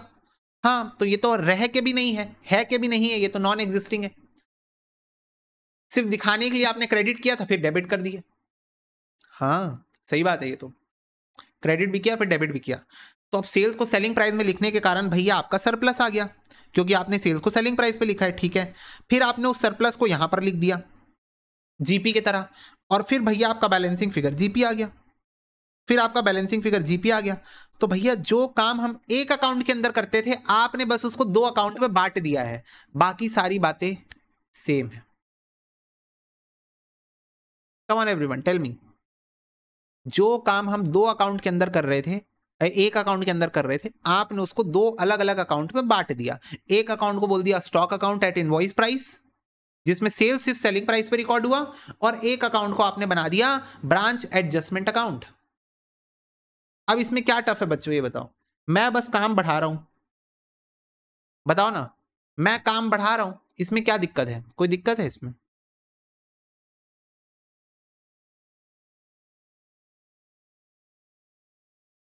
काम क्यों बढ़ा रहा हूं? मार्क्स बढ़ेगा ना, काम बढ़ने से मार्क्स बढ़ेगा, बस बात खत्म हो गई।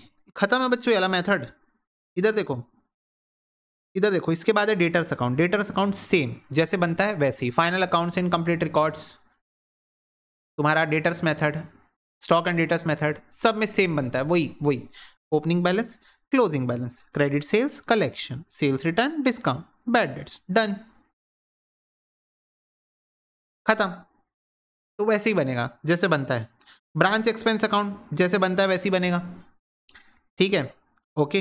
ब्रांच पीएनएल अकाउंट बच्चों, अब ध्यान से देखो, आपका जीपी आया था ब्रांच एडजस्टमेंट अकाउंट से, याद करो, याद करो, ब्रांच एडजस्टमेंट अकाउंट से जीपी आ गया। हाँ भैया, कोई इंश्योरेंस क्लेम है क्रेडिट कर दो, कोई बैड डेट्स है डेबिट कर दो, कोई डिस्काउंट है डेबिट कर दो। एबनॉर्मल लॉस का बच्चों कॉस्ट वाला पोर्शन, एबनॉर्मल लॉस का कॉस्ट वाला पोर्शन, लोड तो हटा दिया था, कॉस्ट वाला पोर्शन डेबिट कर दो, ब्रांच के खर्चे डेबिट कर दो, you will get net profit और net loss, same to same, same to same,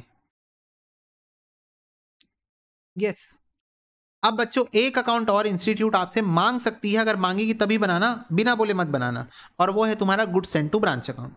तो goods send to branch account में क्या होता है? एंट्री से याद कर लो, branch account debit to goods send to branch account. ये देखो हमने गुड्स सेंड किया, अब गुड्स रिटर्न आते हैं तो क्या एंट्री पास होती है? Goods send to branch account debit, bracket में रिटर्न्स टू ब्रांच अकाउंट। तो ये देखो ये डेबिट हुआ, रिटर्न्स आ गए, रिटर्न आ गया। ठीक है, अगर लोड बच्चों इसमें लोड है तो यहां आ जाएगा, इसमें लोड है तो यहां आ जाएगा, बात खत्म। बैलेंसिंग फिगर आपका परचेजेस है, क्योंकि आपको भी पता है जो आप गुड्स ब्रांच को भेज रहे हो वो हेड ऑफिस जो गुड्स परचेज करके ला रहा है उसी से भेज रहे हो, जो हेड ऑफिस गुड्स परचेजेस करके ला रहा है उसी से भेज रहे हो। अब देखो एग्जाम्पल देखो, मान लो हमने 1 लाख का गुड्स सेंड किया, इसके अंदर 10,000 रुपए का लोड था तो डेबिट कर दो। ठीक है भैया, फिर मान लो 10,000 का गुड्स वापस आ गया, इसमें 1,000 रुपए का लोड था, क्रेडिट कर दो। नेट फिगर निकालो बच्चों, नेट तो नेट फिगर आ रही है 1,01,000 माइनस 11,000, तो ये आ रही बच्चों 90,000। तो बेसिकली आपने 90,000 रुपए के गुड्स हेड ऑफिस ने ब्रांच को भेजे हैं, 90,000 रुपए के गुड्स हेड ऑफिस ने ब्रांच को भेजे हैं। क्या डायरेक्ट कैलकुलेशन से भी यही आंसर आ रहा है? ध्यान से देखो, 1 लाख के गुड्स थे, 10,000 के गुड्स वापस आ गए, तो नेट में हमने 90,000 रुपए के गुड्स ही भेजे हैं ब्रांच को, तो वो ऑटोमेटिक आ गया 90,000 रुपए। और ये बच्चों परचेजेस में जाके क्रेडिट हुआ है, ध्यान से देखो, goods send to branch account debit to purchases account, goods send to branch account debit to purchases account, तो ये परचेजेस अकाउंट में जाके क्रेडिट हुआ है, मतलब परचेजेस के बैलेंस को कम किया है, यस और नो? परचेजेस के बैलेंस को क्या किया गया है? कम किया गया है, यस और नो? यस भैया। अब देखो नोट, अगर क्वेश्चन साइलेंट है अबाउट मेथड, यूज करो इधर डेटर मेथड और stock and debtors method, do not apply final accounts method. तो मैंने आपको ये बात बोली है कि अगर क्वेश्चन साइलेंट है, मेथड के बारे में नहीं बता रहा है, डेटर स्टॉक एंड डेटर्स में से कुछ भी यूज कर सकते हो। First priority stock and debtors रखना अगर आपके पास डेटा उस प्रकार से दिया हुआ है तो, फिर उसके बाद डेटर्स मेथड को रख सकते हो। क्योंकि बच्चों मैं फिर से बोल रहा हूं, 7 मार्क्स में मेरे को बिल्कुल भी दिसंबर 24 वाला क्वेश्चन जस्टिफाइड नहीं लगा था, नहीं लगा था।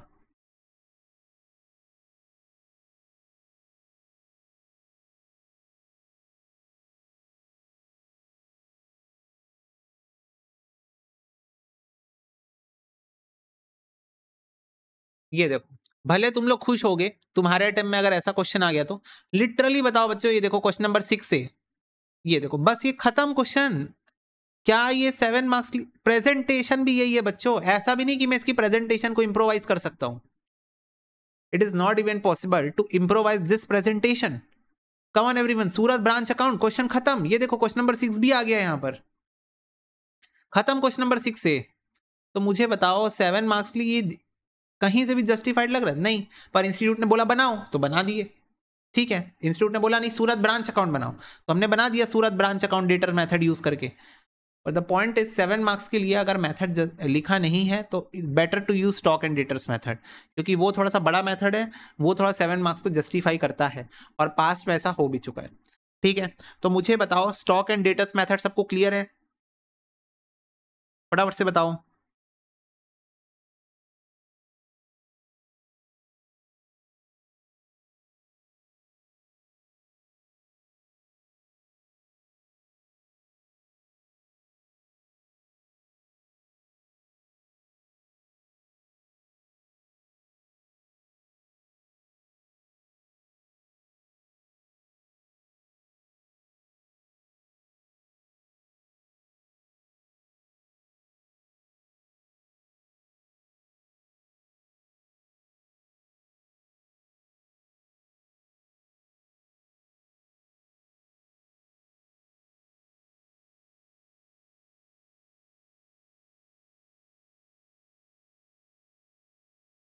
क्लियर है सबको stock and debtors method? Yes, ये बच्चों जून 24 में क्वेश्चन आया था, एकदम एप्ट क्वेश्चन है। स्टॉक एंड डेटर्स मेथड में यही क्वेश्चन आ सकता है एग्जाम में, इसी टाइप का आ सकता है, यही आ सकता है, यही मामला है। ठीक है, यहां से क्वेश्चन स्टार्ट हुआ है, एक बार करो इसको सॉल्व।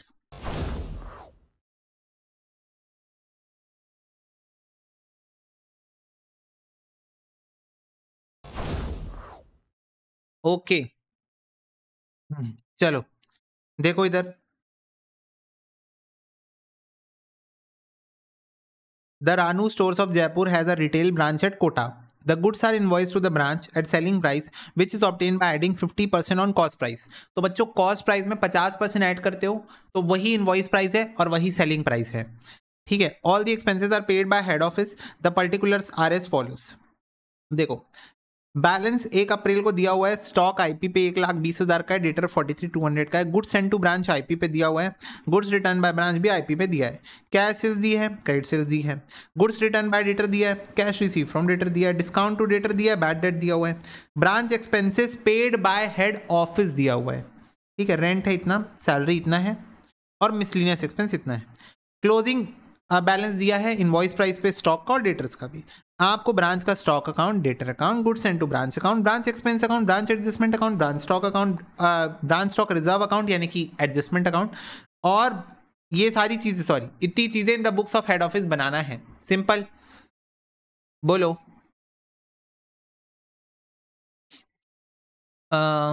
हाँ देखो इतना पढ़ लो कि बेसिक 40 मार्क्स आ जाए तो डेफिनेटली पॉसिबल है, क्योंकि उतना टफ सब्जेक्ट्स की आप बात नहीं कर रहे हो, मेन सब्जेक्ट तो फाउंडेशन लेवल पे मैथ्स है। ठीक है, चलो बच्चों इधर देखो, ये जून 24 वाला क्वेश्चन ध्यान से देखो। सबसे पहले इन the books of head office हम स्टॉक अकाउंट बनाएंगे बच्चों, आईपी पे बनाएंगे, तो ओपनिंग बैलेंस लिख दो, क्लोजिंग बैलेंस लिख दो। ठीक है भैया, ओपनिंग बैलेंस भी लिख दिया। ध्यान से देखना, इस क्वेश्चन के अंदर एक अच्छा पॉइंट है तो इसलिए उसको ध्यान से देखना। ओपनिंग बैलेंस हमने लिख दिया, क्लोजिंग बैलेंस हमने लिख दिया, okay. Goods send to branch लिख दिया, गुड्स रिटर्न लिख दिया, कैश सेल्स क्रेडिट सेल्स लिख दिया बच्चों, सेलिंग प्राइस पे, सेलिंग प्राइस पे लिखना है क्योंकि हमको जीपी चाहिए, ओके। सेल्स रिटर्न लिख दिया। तो ध्यान से देखो बच्चों, branch adjustment account credit side में देयर इज अ शॉर्टेज। क्या आ रहा है इस क्वेश्चन में? शॉर्टेज आ रहा है, सरप्लस नहीं आ रहा है। क्या ये बात सबको दिख रही है? सरप्लस वाले क्वेश्चन तो आपने बहुत किए होंगे, शॉर्टेज वाला क्वेश्चन देखो बच्चों, कि इस क्वेश्चन में आई शॉर्टेज। ठीक है भैया, अब इधर देखो हम आ गए ब्रांच एडजस्टमेंट अकाउंट में। ध्यान से देखना इसकी एडजस्टमेंट कैसे होगी। सबसे पहले बेसिक बेसिक बातें पहले कर लेता हूं। ओपनिंग स्टॉक रिजर्व में से रिजर्व हटा लो तो कैसे निकलेगा? कॉस्ट प्लस 50% आपका इनवॉइस प्राइस है, तो अगर आपका कॉस्ट 100 है तो इसमें प्लस 50% करो, इनवॉइस प्राइस 150 है, तो इसका मतलब आपका ओपनिंग स्टॉक फिलहाल 150 पे है और आपको वो 50 वाला पोर्शन चाहिए। कौन सा पोर्शन चाहिए? 50 वाला पोर्शन, तो ये आ गया। सेम चीज़ क्लोजिंग स्टॉक रिजर्व के लिए कर लो, सेम चीज़ गुड्स सेंड के लिए कर लो, सेम चीज़ गुड्स रिटर्न के लिए कर लो। तो ये सारी चीज़ें हमने कर ली, यस। अब बच्चों ध्यान से देखो, ये जो शॉर्टेज है, ये जो शॉर्टेज है, जो बैलेंसिंग फिगर आया है, पॉइंट ये है कि तुम्हारा ये एबनॉर्मल लॉस है या फिर नॉर्मल लॉस है? बताओ क्या है ये? क्रेडिट साइड में गुड्स गायब है, आपके स्टॉक अकाउंट में क्रेडिट साइड में बैलेंसिंग फिगर आ रहा है, मतलब गुड्स गायब है, गुड्स गायब है, गुड्स गायब है। तो ये तुम्हारा नॉर्मल लॉस है या अब नॉर्मल लॉस है? क्योंकि अगर तुम इसको नॉर्मल लॉस मानते हो तो इसकी ट्रीटमेंट अलग होगी, अगर तुम इसको एबनॉर्मल लॉस मानते हो तो इसकी ट्रीटमेंट बच्चों अलग होगी। तो ठीक है, कुछ बच्चे एबनॉर्मल बोल रहे हैं, कुछ बच्चे नॉर्मल बोल रहे हैं। मैं आपको बताना चाहूंगा ये तुम्हारा एबनॉर्मल लॉस है, सॉरी नॉर्मल लॉस है, शॉर्टेज, शॉर्टेज तुम्हारा नॉर्मल लॉस है। कुछ बच्चे अब नॉर्मल बोल रहे हैं, ठीक है, और कुछ बच्चे नॉर्मल बोल रहे हैं, लेकिन ये नॉर्मल लॉस कंसिडर करना है। अच्छा भैया क्यों, क्यों इसको हम नॉर्मल लॉस कंसिडर करने वाले हैं? फटाफट से बताओ, यू हैव एनी रीजनिंग? बता चुका हूं क्लास में तुमको कि ब्रांच स्टॉक अकाउंट शॉर्टेज को आप नॉर्मल लॉस क्यों ट्रीट कर रहे हो? Why it is assume to be a normal loss?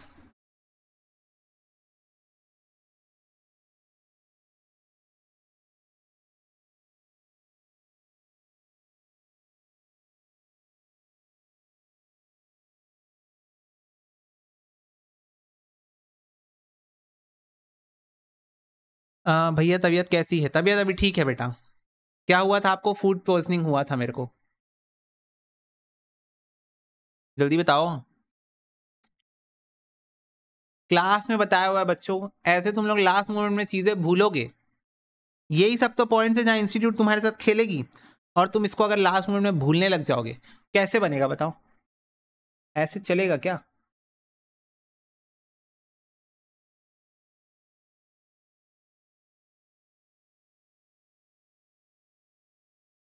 ये सेम रीजन मैंने आपको कंसाइनमेंट चैप्टर में भी दिया हुआ है।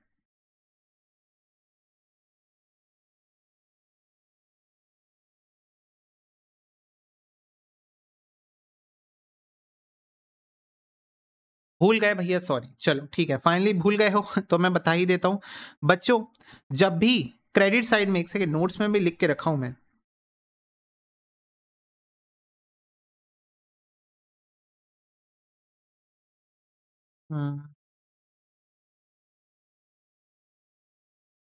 नहीं कॉपी में लिखवाया था, ठीक है। जब भी बच्चों शॉर्टेज आती, क्रेडिट साइड में कोई चीज गायब है, स्टॉक अकाउंट है, आपको पता था अरे इतना इतना मेरा स्टॉक आने वाला है, इतना इतना मेरा बैलेंस आने वाला है, क्रेडिट साइड में कुछ बैलेंस आपको गायब दिख रहा है, तो आपको उसको नॉर्मल लॉस इसलिए ट्रीट करना है, आपको उसको नॉर्मल लॉस इसलिए ट्रीट करना है because this is basically your shortage from your may be godown, may be your storage facility और मे बी प्रोडक्शन। अब वो तो डिपेंड करता है आप कौन सा बिजनेस कर रहे हो, चाहे आप गोडाउन में रखे हो, चाहे आप स्टोरेज में रखे हो, चाहे आप प्रोडक्शन में रखे हो, आपका कुछ आइटम अगर गायब है तो वो आपको पहले नॉर्मल लॉस कंसिडर करना है। If you remember cost accounting में भी हमने क्रशिंग वाला क्वेश्चन किया था, कोपरा याद है, कोपरा कोपरा, तो उसमें भी क्रेडिट साइड में बैलेंसिंग फिगर आया था और उसको भी हमने पहले नॉर्मल लॉस कंसिडर किया था क्योंकि क्वेश्चन में नॉर्मल लॉस नहीं दिया हुआ था। तो सेम लॉजिक यहां पर भी लगेगा कि क्वेश्चन में नॉर्मल लॉस है नहीं, there is a shortage coming, तो आप इसको by default abnormal consider नहीं कर सकते। अगर क्वेश्चन में लॉस दिया रहता है तो हम उसको कंसिडर करते हैं, जैसे लिखा रहता है loss, there is a loss of goods, ऐसे लिखा रहता है, तो हम उसको by default abnormal consider करते हैं। बोलो हाँ हाँ हाँ, ये एजम्पशन है। मेरे को एक बात बताओ, अगर क्वेश्चन में कुछ भी नहीं लिखा है, बस ऐसे लिखा है लॉस ऑफ गुड्स, ऐसे लिखा है loss of goods is equal to 1000, तो हम इसको by default abnormal consider करते हैं हर क्वेश्चन में, किसी भी चैप्टर में, किसी भी सब्जेक्ट में, चाहे कोई भी सब्जेक्ट हो, कोई भी चैप्टर हो, हम उसको एब नॉर्मल कंसिडर करते हैं। लेकिन अगर लिखा ना हो और बैलेंसिंग फिगर आ रहा हो तो इंस्टीट्यूट उसको हर बार नॉर्मल कंसिडर करती है। हालांकि तुम कर सकते हो अब नॉर्मल इसको कंसिडर, इसमें कोई प्रॉब्लम नहीं है, you can consider, but institute क्या करती है, नॉर्मल कंसिडर करती है। तो जो इंस्टीट्यूट करती है हम चाहते हैं कि हम भी वही एजम्पशन लें ताकि कंसिस्टेंसी मेंटेन रहे हमारे और इंस्टीट्यूट के आंसर में। तो जब बैलेंसिंग फिगर के तौर पे आ रहा हो, you have to consider it as normal loss, ठीक है। और जब क्वेश्चन में दिया हो लॉस 1000 और कुछ नहीं लिखा है, तब तो हम उसको एब नॉर्मल एज्यूम करते हैं, राइट। तो जब लिखा हो एब नॉर्मल, जब ना लिखा हो बैलेंसिंग फिगर आ रहा हो नॉर्मल, ओके यस। तो ये बच्चों नॉर्मल लॉस है, इसलिए पूरा का पूरा अमाउंट यहाँ पर आ गया शॉर्टेज। बैलेंसिंग फिगर तुम्हारा जीपी आ गया, जीपी को तुम पीएनएल अकाउंट में लिखोगे, इसके बाद जितने भी खर्चे किए तुमने, rent, salary, miscellaneous, bad debt, discount, सब डेबिट कर दो, ये आपका नेट प्रॉफिट आ गया। इसके अलावा आपको ब्रांच एक्सपेंसेस अकाउंट क्वेश्चन ने बनाने बोला है, तो ब्रांच एक्सपेंसेस अकाउंट में भी सारे खर्चे डेबिट कर दो और इसको ब्रांच पीएनएल में ट्रांसफर कर दो, ठीक है। ब्रांच डेटर अकाउंट बनाना है बच्चों, opening balance, closing balance, bad debt, discount, collection from debtor, sales return और क्रेडिट सेल्स, सारी चीज़ें डेटर्स अकाउंट में आ जाएगी। और आपका स्टॉक रिजर्व, ये तो मैंने शायद तुमको समझाने के लिए लिखा था, स्टॉक रिजर्व अकाउंट बनाने बोला है क्या क्वेश्चन, ये सेवा थी हमारी।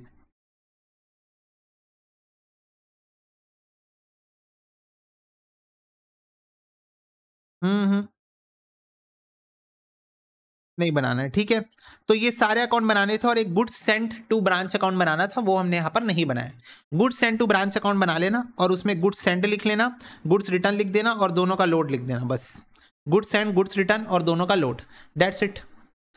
अरे अरे अरे बच्चों, ये बोला है ब्रांच स्टॉक रिजर्व अकाउंट बनाने बोला है, ब्रांच स्टॉक रिजर्व अकाउंट बनाने के लिए बोला है। अच्छा हाँ, ब्रांच एडजस्टमेंट अकाउंट के बाद बोला है, ठीक है। तो ब्रांच स्टॉक रिजर्व अकाउंट हमने बना लिया बच्चों, इसमें कुछ नहीं करना, जो तुम्हारा ओपनिंग और क्लोजिंग बैलेंसेस हैं, इधर देखो,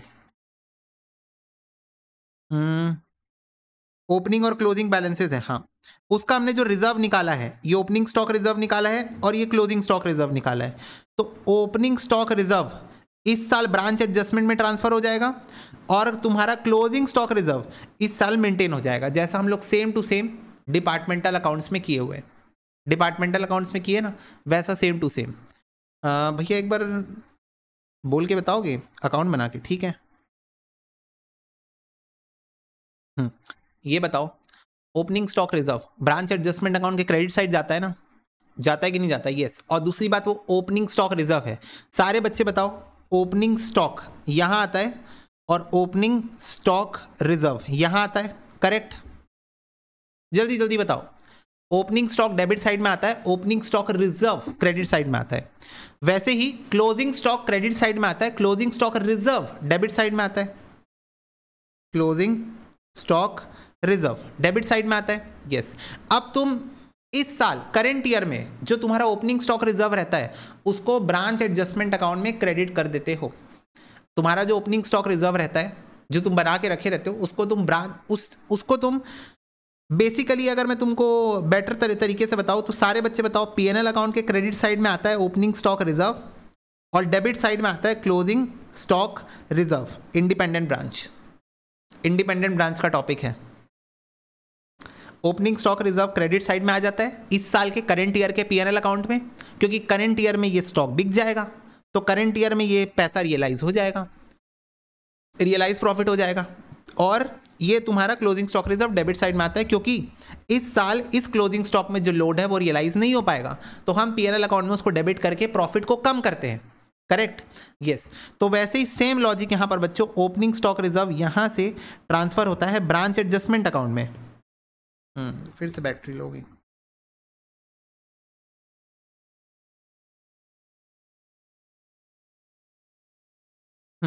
ओपनिंग स्टॉक रिजर्व यहां से ट्रांसफर होता है ब्रांच एडजस्टमेंट अकाउंट में और क्लोजिंग स्टॉक रिजर्व यहां से बनता है यूजिंग ब्रांच एडजस्टमेंट अकाउंट।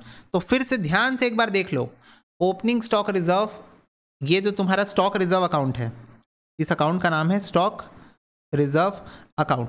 तो एक बार एंट्री जरा ध्यान से देखो, stock reserve account debit by branch adjustment account.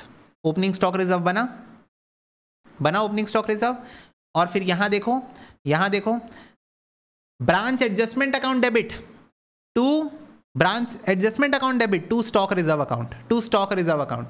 तो ये देखो closing stock reserve branch adjustment में यहां डेबिट हुआ है और यहां पर branch adjustment stock reserve account में क्रेडिट हुआ है। तो इस तरीके से बनता है, साइड बाय साइड आप देख लो, क्लियर है? अगर तुम लोग पहली बार देख रहे होगे तुमको कंफ्यूजिंग लग रहा होगा, पहले किया हुआ है तो रिकलेक्ट हो रहा होगा, ठीक है? पहली बार देख रहे हो, अरे बाप रे ये क्या बता रहे हो तुम, ब्रांच एडजस्टमेंट अकाउंट ये है।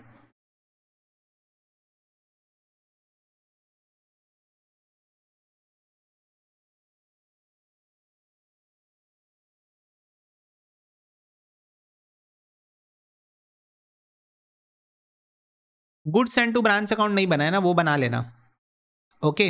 Goods send to branch account नहीं बना है, वो बना लेना बस। बहुत सारा चीज पूछा था भाई इंस्टीट्यूट ने 7 मार्क्स में, ये है बच्चों 7 मार्क्स का क्वेश्चन। ये 7 मार्क्स का नहीं, 10 मार्क्स का क्वेश्चन है ये, 7 मार्क्स का भी नहीं है ये तो 10 मार्क्स के लायक क्वेश्चन था। मतलब मेरे को ऐसा लगता है 7 मार्क्स में ब्रांच स्टॉक पूछ लो, डेटर पूछ लो, आप ब्रांच एडजस्टमेंट बनाना पड़ेगा, ब्रांच पीएनएल बनाना पड़ेगा, 7 मार्क्स हो गया, ओके?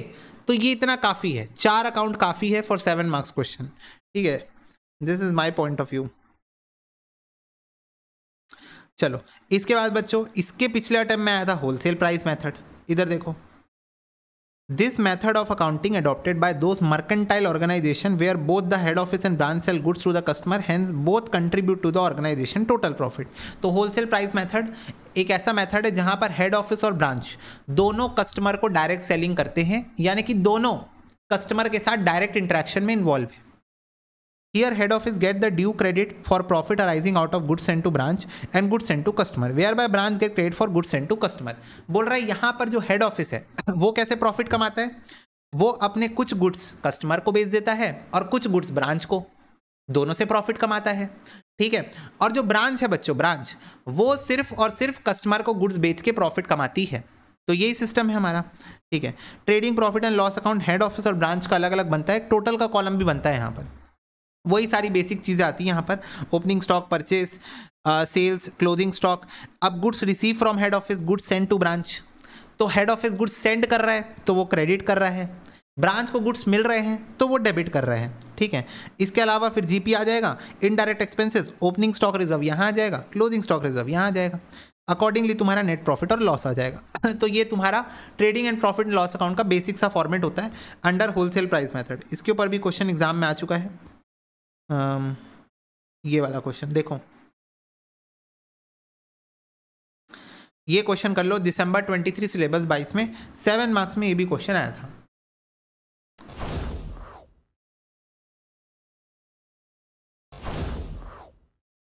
ओके चलो डन। देखो, X limited has a retail branch in Puri, goods are sold at 60% profit on cost, तो कॉस्ट प्लस 60%, होलसेल प्राइस है कॉस्ट प्लस 40%, तो सेलिंग प्राइस है कॉस्ट प्लस 60% और होलसेल प्राइस है कॉस्ट प्लस 40%, यानी कि 160 और 140। Goods are invoice from Delhi to head office branch Puri at wholesale price, from the following particular asset in करो profit made at head office और branch for the year. ठीक है, तो हेड ऑफिस और ब्रांच का आपको यहाँ देखो ओपनिंग स्टॉक दिया है, हेड ऑफिस का परचेजेस दिया है, goods send to branch invoice price पे दिया हुआ है, दोनों का सेल्स दिया है, क्लोजिंग स्टॉक दिया है दोनों का, एक्सपेंसेस दिया है दोनों का, sales head office made only at wholesale basis and that branch only to customer at retail price. तो बोल रहा है कि सेल्स जो है हेड ऑफिस सिर्फ होलसेल प्राइस पे ही करता है और ब्रांच सेलिंग प्राइस पे करता है, यानी कि हेड ऑफिस 140 पे और ब्रांच 160 पे करता है। Stock at head office invoice price पे वैल्यू होता है।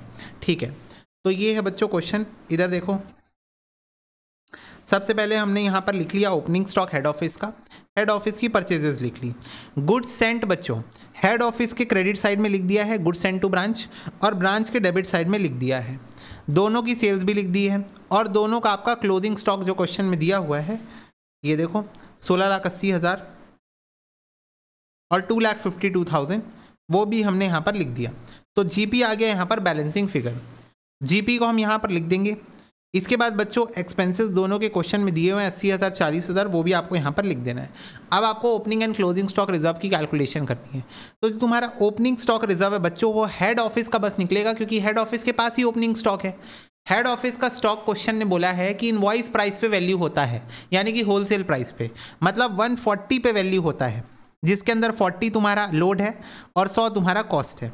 तो ध्यान से देखो, 7 लाख डिवाइडेड बाय 140 इंटू 40 हमने ओपनिंग स्टॉक रिजर्व निकाला और हेड ऑफिस वाले कॉलम में हमने लिख दिया है। सेम अब ब्रांच वाले केस में, ब्रांच के केस में और हेड ऑफिस दोनों के केस में क्लोजिंग स्टॉक रिजर्व भी निकलेगा। तो क्लोजिंग स्टॉक रिजर्व जब आप निकालोगे, ध्यान से सुनो, इधर देखो, सबसे पहले हेड ऑफिस का 16,80,000 है, डिवाइड बाय 140 इंटू 40, ये तुम्हारा आ गया।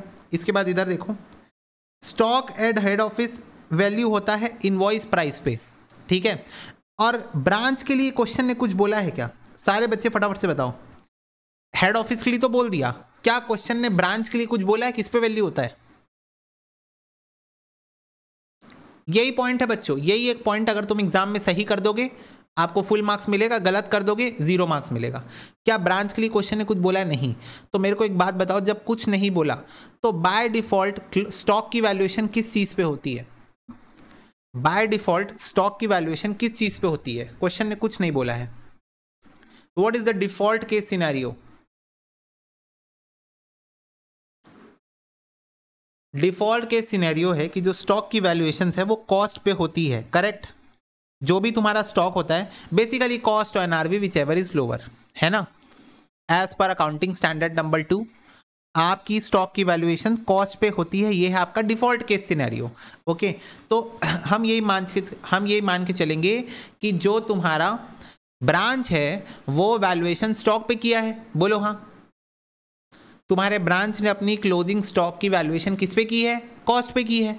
सारे बच्चे बताओ, ब्रांच को गुड्स हेड ऑफिस जब भेजता है तो वो 100 पे नहीं 140 पे सेंड करता है। तो ब्रांच के लिए कॉस्ट 100 है या 140 है? फटाफट से बताओ।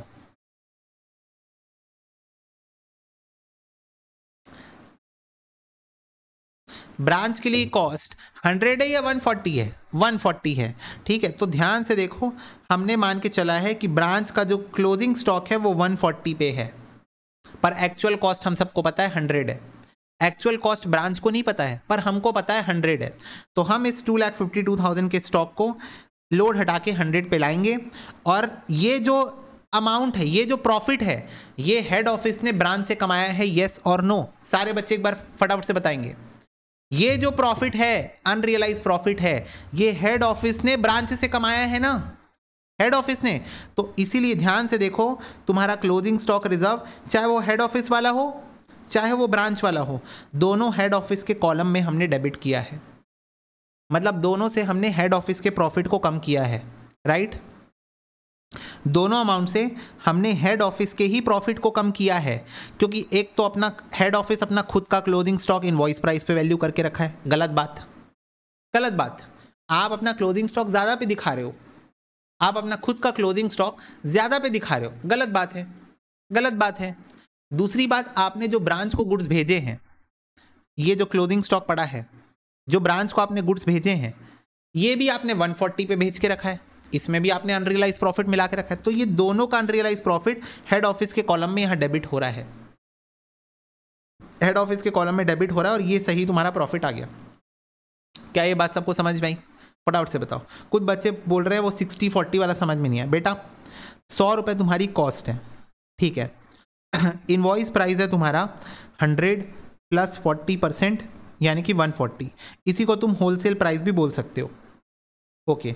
और सेलिंग प्राइस है तुम्हारा 100 + 60% यानी कि 160।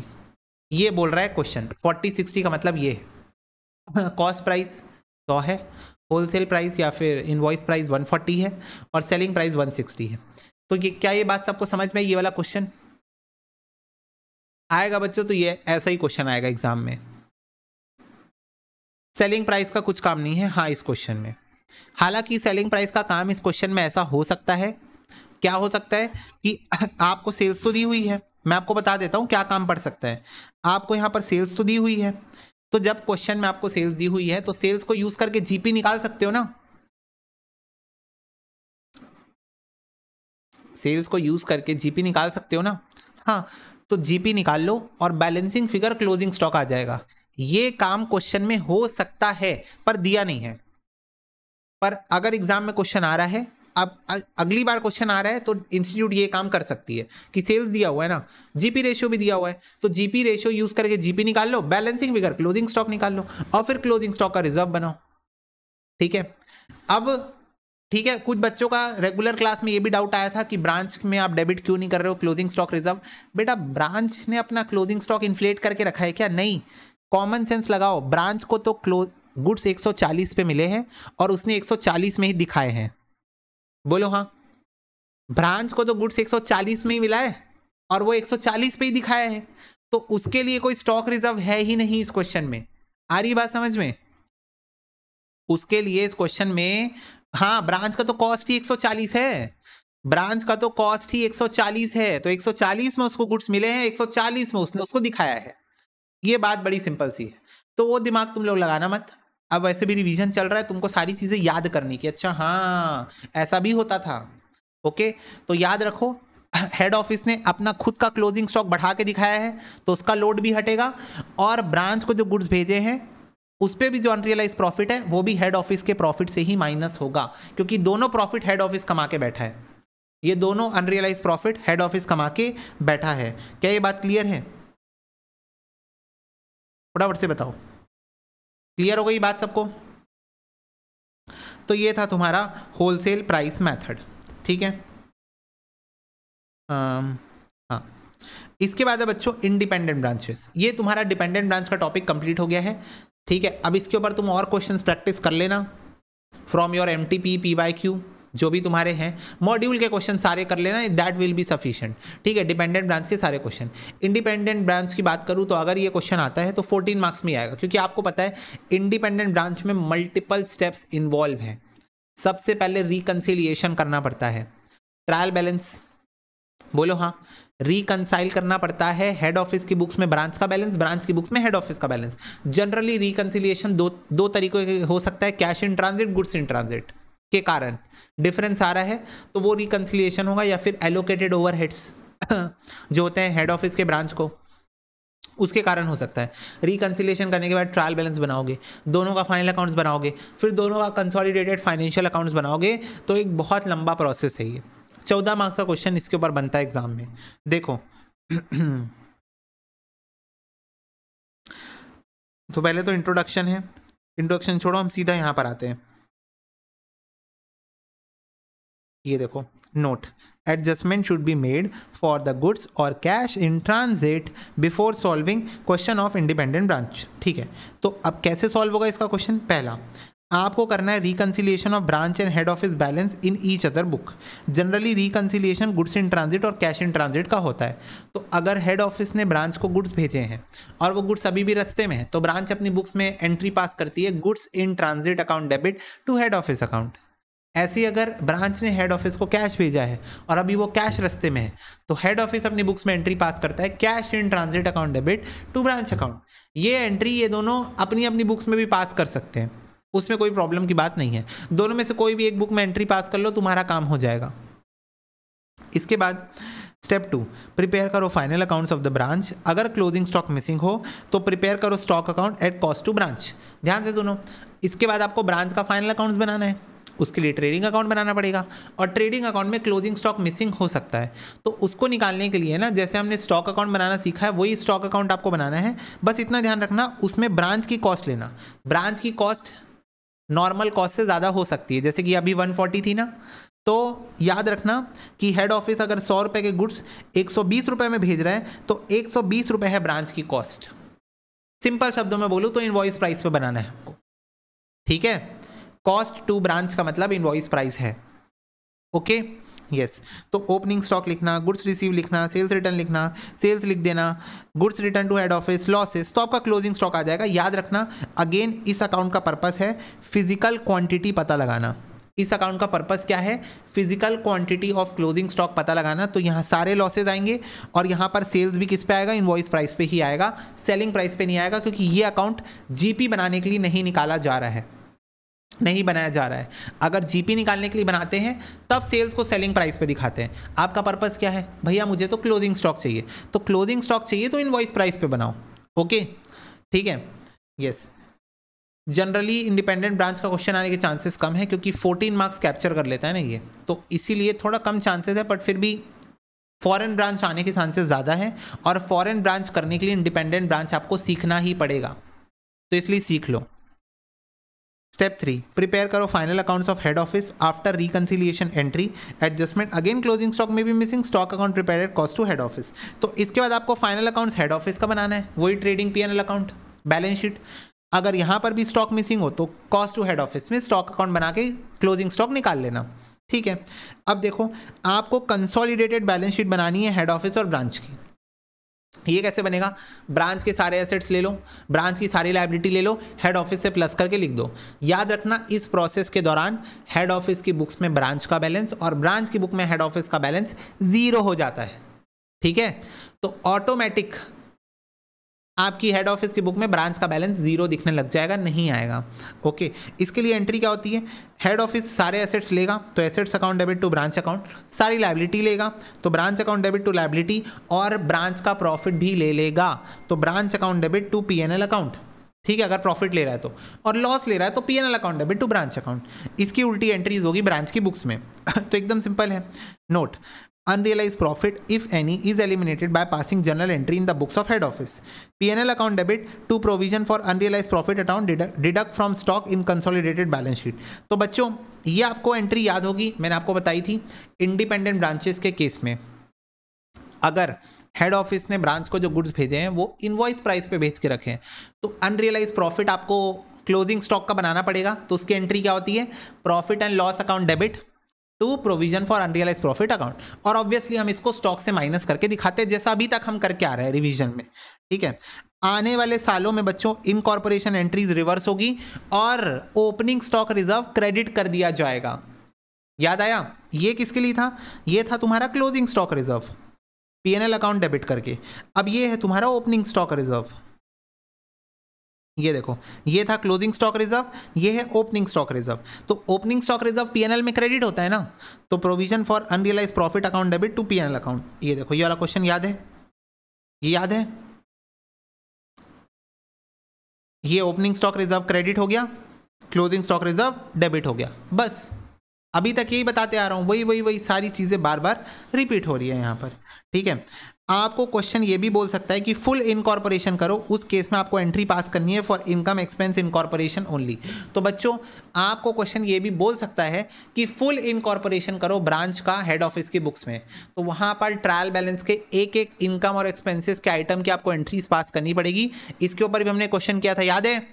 ट्रेडिंग अकाउंट के सारे डेबिट वाले आइटम हमने भेजा, फिर ट्रेडिंग अकाउंट का सारा क्रेडिट वाला आइटम हमने भेजा, फिर पीएनएल अकाउंट का सारा डेबिट वाला आइटम हमने भेजा, फिर पीएनएल अकाउंट का सारा क्रेडिट वाला आइटम हमने भेजा, ऑटोमेटिक प्रॉफिट एंड लॉस आ गया था। याद आया? फटाफट से बताओ।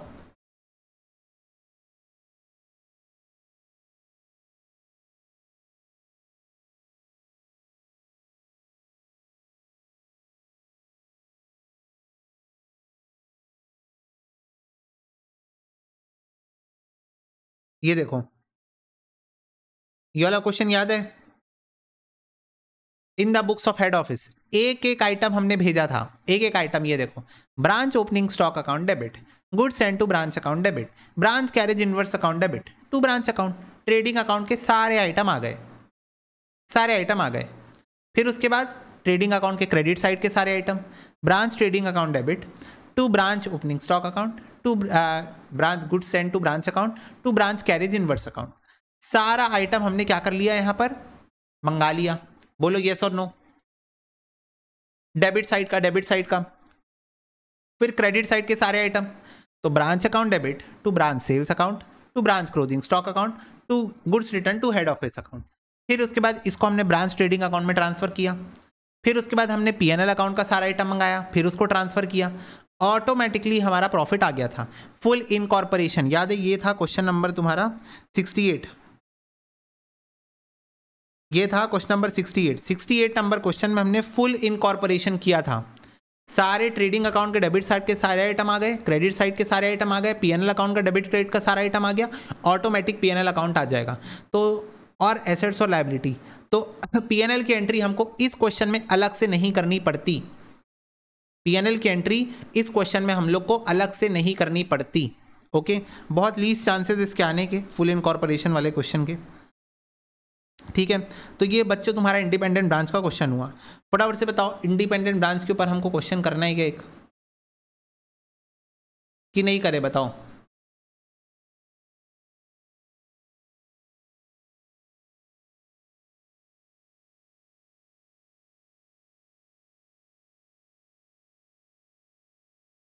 इंडिपेंडेंट ब्रांच के ऊपर किस टाइप का क्वेश्चन आता है बताऊं?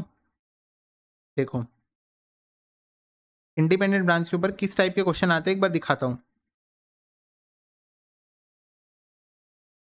जैसे ये देखो, जर्नल एंट्री पूछेगा, बोलेगा जर्नल एंट्री पास करो हेड ऑफिस की बुक्स में टू रेक्टिफाई और एडजस्ट द फॉलोइंग। ओके, ये देखो, इस टाइप के क्वेश्चन आते हैं इंडिपेंडेंट ब्रांचेस के ऊपर, कि मतलब पूरा डेडिकेटेड क्वेश्चन नहीं आएगा, पर अगर इंस्टीट्यूट को 7 मार्क्स में पूछना ही है इंडिपेंडेंट ब्रांच का क्वेश्चन, तो वो आपसे जर्नल एंट्री पूछ लेंगे। ठीक है, सेम ये देखो, नेक्स्ट क्वेश्चन भी वैसा ही है तुम्हारा। इस टाइप का क्वेश्चन आप एक्सपेक्ट कर सकते हो कि इंडिपेंडेंट ब्रांच के ऊपर एग्जाम में आएंगे, जर्नल एंट्री बेस्ड क्वेश्चन। ठीक है, journal entry based question exam में आ सकते हैं। बाकी इंडिपेंडेंट ब्रांच के ऊपर सबसे जो मोस्ट एंटिसिपेटेड क्वेश्चन है जो एग्जाम में आ सकता है वो है इंटर ब्रांच ट्रांजैक्शन। याद है बच्चों?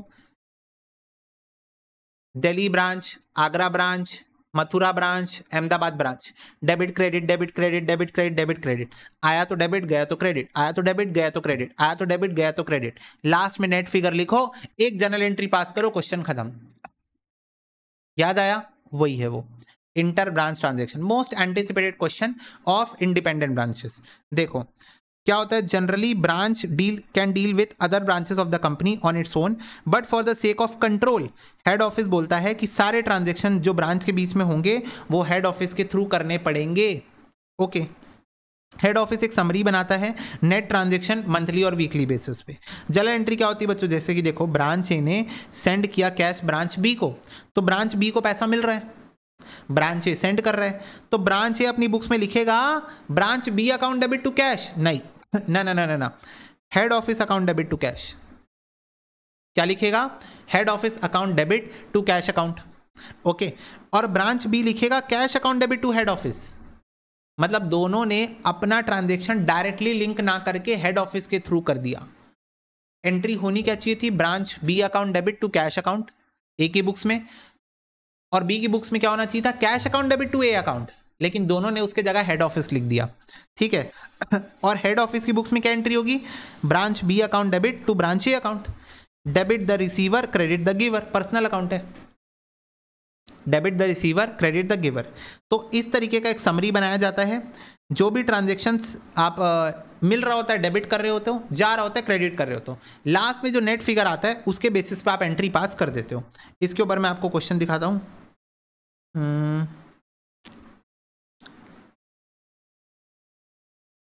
हाँ ये देखो, ये क्वेश्चन है बच्चों, ये आप कर सकते हो।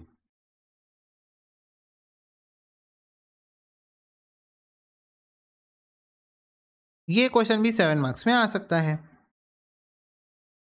जो आने लायक क्वेश्चन हम उस पर फोकस कर रहे हैं, ये देखो।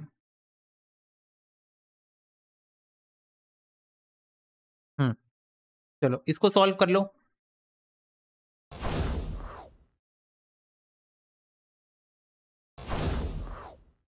ओके बच्चों, डन। देखो ये देखो, ये आई है तुम्हारी एंट्री। क्वेश्चन बोल रहा है दिल्ली हेड ऑफिस पास कर रहा है एक entry at the end of each month to adjust the position arising of inter branch transaction during the month from the following inter branch transaction make the entries.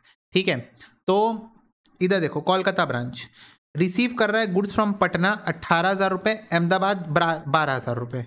तो ये देखो, इधर देखो, कोलकाता ब्रांच रिसीव कर रहा है गुड्स 30,000 रुपये के फ्रॉम पटना और अहमदाबाद।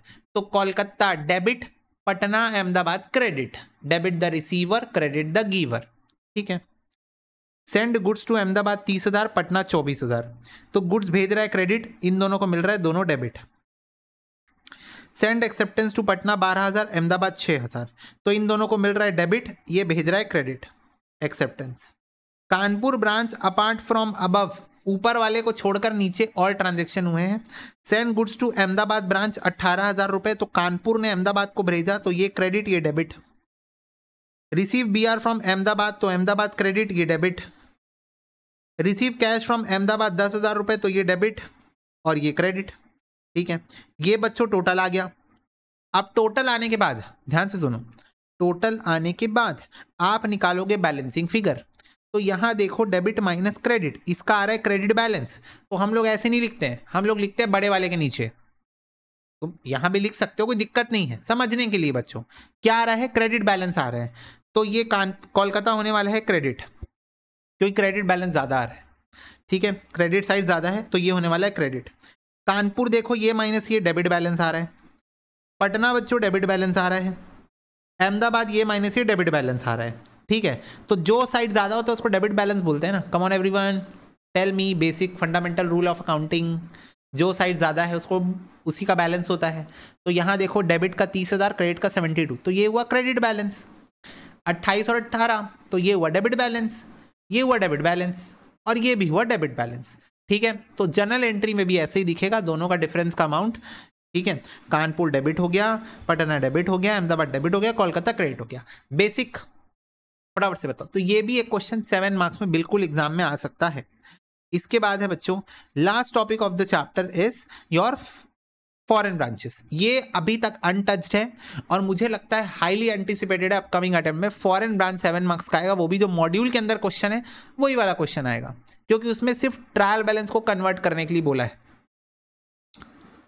तो that is a very easy task. तो मुझे लगता है 7 मार्क्स में अपकमिंग अटेम्प्ट में वो क्वेश्चन आ सकता है। ध्यान से देखो, आपको वही सारे स्टेप्स फॉलो करने हैं जो कि आपने इंडिपेंडेंट ब्रांच में किए थे, पर उसके पहले आपको रिकंसिलिएशन करना है हेड ऑफिस और ब्रांच का होम करेंसी में, जो भी उनकी होम करेंसी है रिस्पेक्टिवली। ठीक है, तो एक करेंसी बच्चों रुपी होगी और एक करेंसी तुम्हारी कोई फॉरेन करेंसी होगी। तो रिकंसिलिएशन आपको पहले कर लेना है। उसके बाद आपको अकाउंटिंग स्टैंडर्ड नंबर 11 यूज़ करके फॉरेन ब्रांच के ट्रायल बैलेंस को इंडियन करेंसी में कन्वर्ट करना है। रिकंसिलिएशन करना और फिर कन्वर्जन करना। ठीक है, ओके। इधर देखो ध्यान से, कन्वर्जन के रूल्स याद रखो, एमसीक्यू में भी आ सकते हैं और क्वेश्चन आएगा तो करना ही पड़ेगा। अगर कोई करंट एसेट है, करंट लायबिलिटी है या अदर लॉन्ग टर्म लायबिलिटी है, यानी सिंपल शब्दों में करंट एसेट प्लस लायबिलिटीज हैं। लायबिलिटी कोई सी भी, करंट नॉन करंट कोई सी भी, तो करंट एसेट प्लस लायबिलिटीज हैं, तो उसको आप क्लोजिंग रेट में कन्वर्ट करते हो, क्वेश्चन में दिया होगा। अगर इनकम और एक्सपेंस है बच्चों तो उसको एवरेज रेट में। डेप्रीसिएशन इसमें इंक्लूड नहीं होगा, क्योंकि डेप्रीसिएशन किस रेट से कन्वर्ट होगा? जिस दिन आपने फिक्स एसेट खरीदा था उस दिन जो रेट था उस रेट से कन्वर्ट होगा। अगर ओपनिंग स्टॉक है बच्चों ओपनिंग रेट से, फिक्स एसेट डेप्रीसिएशन इन्वेस्टमेंट है तो जिस दिन वो ट्रांजेक्शन हुआ था उस दिन के रेट से, डेप्रीसिएशन याद रखना, ठीक है। और इंटर रिलेटेड अकाउंट जैसे कि हेड ऑफिस की बुक में ब्रांच का बैलेंस है और या फिर good send to branch account है, ये आपको 100% क्वेश्चन में दिया होगा, तो वो जो एक्चुअल बैलेंस रुपीज में दिया होगा वही ले लेना। तो फटाफट से सारे बच्चे बताओ, करंट एसेट और liabilities, closing rate, fix asset और फिक्स एसेट का depreciation, rate on the date of purchase, opening stock opening rate, income और एक्सपेंस एवरेज रेट, ठीक है। और तुम्हारा इंटर रिलेटेड अकाउंट से जैसे कि हेड ऑफिस की बुक में ब्रांच का बैलेंस या good send to branch account, इसका रुपीज में बैलेंस दिया होगा क्वेश्चन में, वो ले लेना। अब बताओ ये करने के बाद ट्रायल बैलेंस में डिफरेंस आएगा कि नहीं आएगा? सारे बच्चे बताओ, ये कार्यक्रम करने के बाद ट्रायल बैलेंस में डिफरेंस आएगा ना? बोलो यस और नो? यस। तो उसको आप बोलोगे एक्सचेंज डिफरेंस, और एक्सचेंज डिफरेंस को चुपचाप पीएनएल अकाउंट में डेबिट कर दोगे। अगर प्रॉफिट हुआ तो क्रेडिट, लॉस हुआ तो डेबिट। डेबिट साइड आ रहा है मतलब लॉस, क्रेडिट साइड आ रहा है मतलब प्रॉफिट, ठीक है। और फिर उसके आगे की कहानी पूरी सेम है, वही ट्रेडिंग अकाउंट बनाना है, वही पीएनएल अकाउंट बनाना है, वही बैलेंस शीट बनाना है। ओके, तो आगे की पूरी कहानी आपकी सेम है, ठीक है। यस। अब इसमें भी बच्चों अगर आपका क्लोजिंग स्टॉक मिसिंग है तो आप स्टॉक अकाउंट बनाना फॉरेन करेंसी में ही बनाना। ध्यान से सुनो, अगर आपका इस टाइप के क्वेश्चन में क्लोजिंग स्टॉक मिसिंग है, हालांकि इतना बड़ा क्वेश्चन बनाएगी नहीं ना इंस्टीट्यूट, 14 मार्क्स का देना पड़ जाएगा, पर अगर क्लोजिंग स्टॉक मिसिंग है तो यहां पर फॉरेन करेंसी में ही आपको उसको बनाना है और फिर आपको उसको क्लोजिंग रेट को यूज करके कन्वर्ट करना है, ठीक है। फॉरेन करेंसी में ही बनाना। ओके, कोई भी डिफरेंस आएगा उसको एक्सचेंज डिफरेंस है पीएनएल में डाल देना।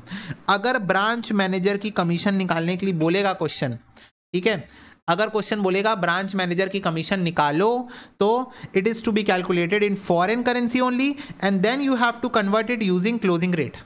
अच्छा, क्लोजिंग रेट से क्यों कन्वर्ट करते हैं भैया इसको? क्योंकि बच्चों ब्रांच मैनेजर की commission outstanding on the last date, और हमें ये बात पता है कि हम लास्ट डेट पे ही निकाल रहे हैं। देखो, इनकम और एक्सपेंस के लिए एवरेज रेट यूज करने का रीजन मैं तुम लोगों को पहले भी बता चुका हूं कि इनकम और एक्सपेंस साल में किसी भी दिन हो रहे होते हैं, किसी भी महीने हो रहे होते हैं, तो वो हर महीने हर दिन का रेट नॉट पॉसिबल, तो इसीलिए उसके लिए एवरेज रेट यूज होता है। पर जब ब्रांच मैनेजर की कमीशन आप निकाल रहे हो, हालांकि वो एक एक्सपेंस है, पर वो तो हमको पता है कि साल के आखिरी दिन होगा क्योंकि वो नेट प्रॉफिट के बेसिस पे निकल रहा है, तो हमको वो पता है कि वो साल के आखिरी दिन होने वाला है, इसीलिए हम उसके लिए क्लोजिंग रेट यूज करते हैं, ठीक है। वो एक्सपेंस है, फिर भी हमको एग्जैक्ट डेट पता है कि वो साल के आखिरी दिन निकाला जा रहा है, इसीलिए हम उसके लिए क्लोजिंग रेट यूज करते हैं। क्या ये बात क्लियर है? फटाफट से बताओ, यस और नो? यस। इसके अलावा बच्चों अगर हेड ऑफिस के मैनेजर की कमीशन है तो वो टोटल प्रॉफिट पे निकलेगा जो कि हेड ऑफिस प्लस ब्रांच को करने से आएगा, और इसमें से आप अनरियलाइज प्रॉफिट ऑब्वियसली माइनस करोगे, ठीक है। ये सारे पॉइंट्स बस आप एक बार पढ़ लो, मुझे नहीं लगता इंस्टीट्यूट इतना डीप में टेस्ट करेगी। और tax calculation head office only after all adjustment, तो टैक्स कैलकुलेशन बच्चों हेड ऑफिस के प्रॉफिट में होगा सारी एडजस्टमेंट करने के बाद, ठीक है। अच्छा, हेड ऑफिस का मैनेजर जो है उसको कमीशन रुपीज़ में मिलेगा क्योंकि वो इंडिया में ही रहता है, तो ब्रांच का प्रॉफिट आपने निकाल लिया, हेड ऑफिस का प्रॉफिट निकाल लिया, दोनों को प्लस कर लो, अनरियलाइज प्रॉफिट वॉफिट सब हटा दो जैसे हटाते हो, ठीक है। Opening stock reserve, closing stock reserve, फिर जो प्रॉफिट आएगा उस पर निकलता है हेड ऑफिस के मैनेजर का कमीशन, ठीक है। तो ये बात ध्यान में रखना। इतनी बात अगर आपको समझ में आ गई है तो इसके ऊपर मैं आपको एक क्वेश्चन करा सकता हूँ जो मेरे हिसाब से एग्जाम में आ सकता है। अभी मेरा फोकस बच्चों इसी पॉइंट पे है कि एग्जाम में जो आने लायक क्वेश्चन है हम उस पर ज़्यादा फोकस करें। आ रही बात समझ में? फटाफट से बताओ, बोलो।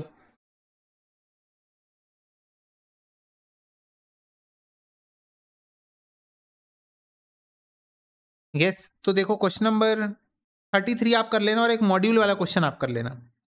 तो 33 क्वेश्चन अभी करो और फिर एक मॉड्यूल वाला क्वेश्चन आप कर लेना, तो वो 2 क्वेश्चन काफ़ी होगा तुम्हारे फॉरेन ब्रांच की प्रैक्टिस के लिए। 7 मार्क्स के लायक है ना क्वेश्चन?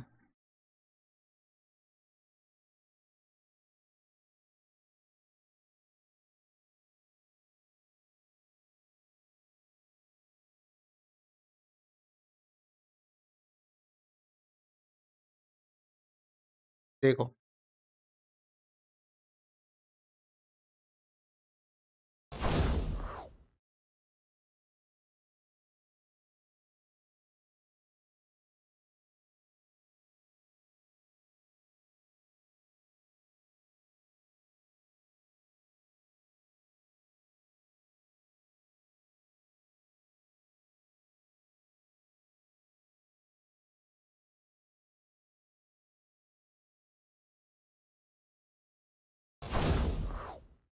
ओके बच्चों, डन। इधर देखो, the London branch of Delhi export house send the following trial balance on 31/12/19x3। तो जो बच्चे पूछ रहे थे भैया इसमें एवरेज रेट कौन सा लगेगा, तो जिस साल का बना रहे हो उसी साल का लगेगा ना। क्यों सुधांशु? जिस साल का हम बना रहे हैं उसी साल का लगाएंगे ना। कम ऑन, यस और नो? यस। तो पाउंड को कन्वर्ट करेंगे रुपीज में इस क्वेश्चन में, ठीक है। देखो क्वेश्चन में सारा डेटा दिया है, ट्रायल बैलेंस दिया है, ओके। फिक्स एसेट दिया हुआ है, इस दिन खरीदा गया था, उस दिन रेट ये था। एक्सचेंज रेट आपको सारा दिया हुआ है बच्चों, इसमें से काम का रेट हम उठा लेंगे, जैसे कि क्लोजिंग रेट काम का है, एवरेज रेट काम का है, ओपनिंग रेट काम का है, ओपनिंग स्टॉक को कन्वर्ट करने के लिए। उसके बाद बच्चों हेड ऑफिस की बुक्स में लंडन ब्रांच का अकाउंट दिख रहा है, इसमें भी कुछ कुछ चीज़ें काम की है, जैसे कि बच्चों बैलेंस और गुड सेंट का बैलेंस, ये सारी चीज़ें काम की है। क्लोजिंग स्टॉक है बच्चों, क्लोजिंग रेट से कन्वर्ट हो जाएगा। आपको ट्रायल बैलेंस रुपीस में बनाना है, पीएनएल अकाउंट बनाना है, एडजस्टमेंट एंट्रीज पास करनी है इनकॉर्पोरेशन वाली। इनकॉर्पोरेशन वाली एंट्री याद है ना? ब्रांच के एसेट्स मेरे एसेट्स, ब्रांच की लायबिलिटी मेरी लायबिलिटी, ब्रांच का प्रॉफिट मेरा प्रॉफिट, याद है? इनकॉर्पोरेशन एंट्री बोलो। ब्रांच के एसेट्स मेरे एसेट, ब्रांच की लायबिलिटी मेरी लायबिलिटी, ब्रांच का प्रॉफिट मेरा प्रॉफिट। तो ये बच्चों 3 काम करने हैं आपको इस क्वेश्चन में। Perfect 7 marks, superb, awesome question है।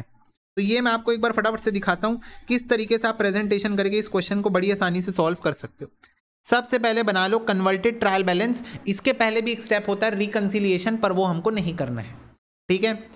इधर देखो, सारे बच्चे इधर देखेंगे। यस भैया, क्या कहीं पर भी goods in transit, cash in transit है क्वेश्चन में? दिख रहा है रिकंसिलिएशन? क्या कहीं पर रिकंसिलिएशन दिख रहा है? आंसर इज नो, तो नहीं करना है, बात खत्म, ठीक है। तो पहला आइटम उठाओ फिक्स एसेट। तो सबसे पहले तो बच्चों क्वेश्चन को ही कंट्रोल-C कंट्रोल-V कर लो। सबसे पहला काम, क्वेश्चन को ही कॉपी पेस्ट कर दो। ये देखो, जो जो आइटम है फर्स्ट से लेकर लास्ट तक सारे आइटम कॉपी पेस्ट कर लो क्वेश्चन में, यहां तक ये देखो पूरा। अब इसके बाद आपको एक एक करके रेट डिसाइड करना है। क्या डिसाइड करना है? रेट डिसाइड करना है। तो बच्चों फिक्स एसेट का रेट होगा on the date of purchase वाला। तो on the date of purchase fix asset का रेट था 25.50, हमने ले लिया, ओके। लोन बच्चों लायबिलिटी है तो क्लोजिंग रेट से जाएगा।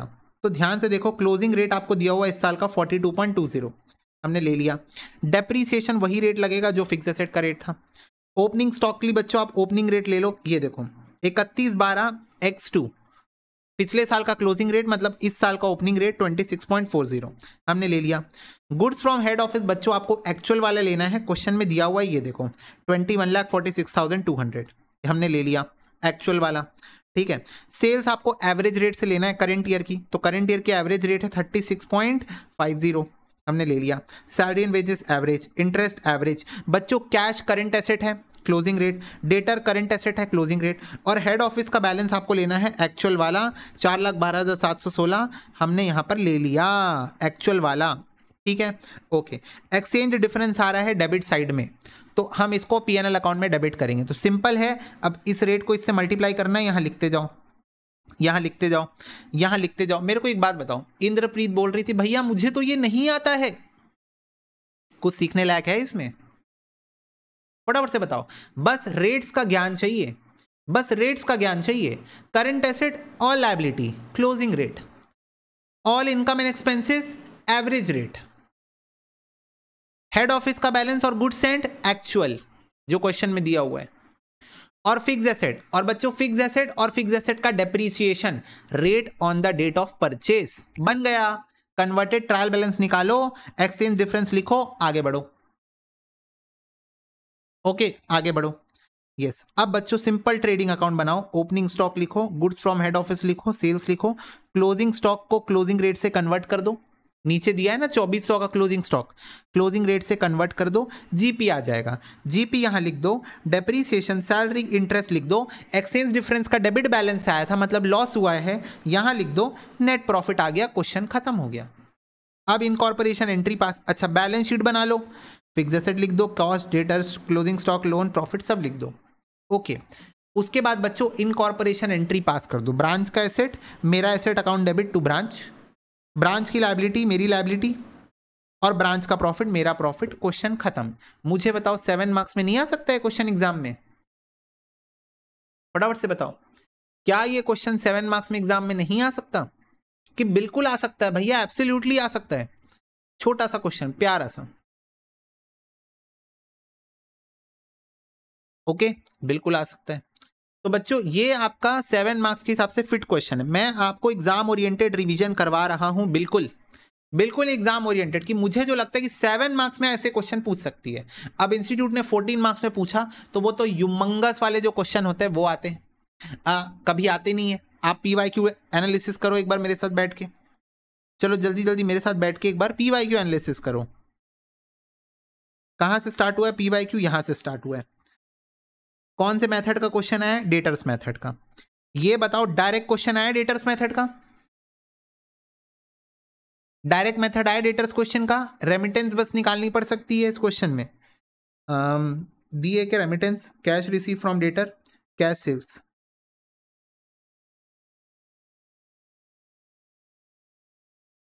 रेमिटेंस बस निकालनी है, आज जो जो पैसा मिला उसको प्लस करके। डायरेक्ट क्वेश्चन, जून 17। ठीक है, प्रिपेयर करो ब्रांच ट्रेडिंग अकाउंट। ये बच्चों फाइनल अकाउंट्स मेथड में कभी किसी जमाने में जून 2018 में एक बार क्वेश्चन आया था फाइनल अकाउंट्स मेथड का। ये आपको बन जाएगा, इसलिए मैं करवाने में इंटरेस्टेड नहीं था। 7 मार्क्स, ठीक है।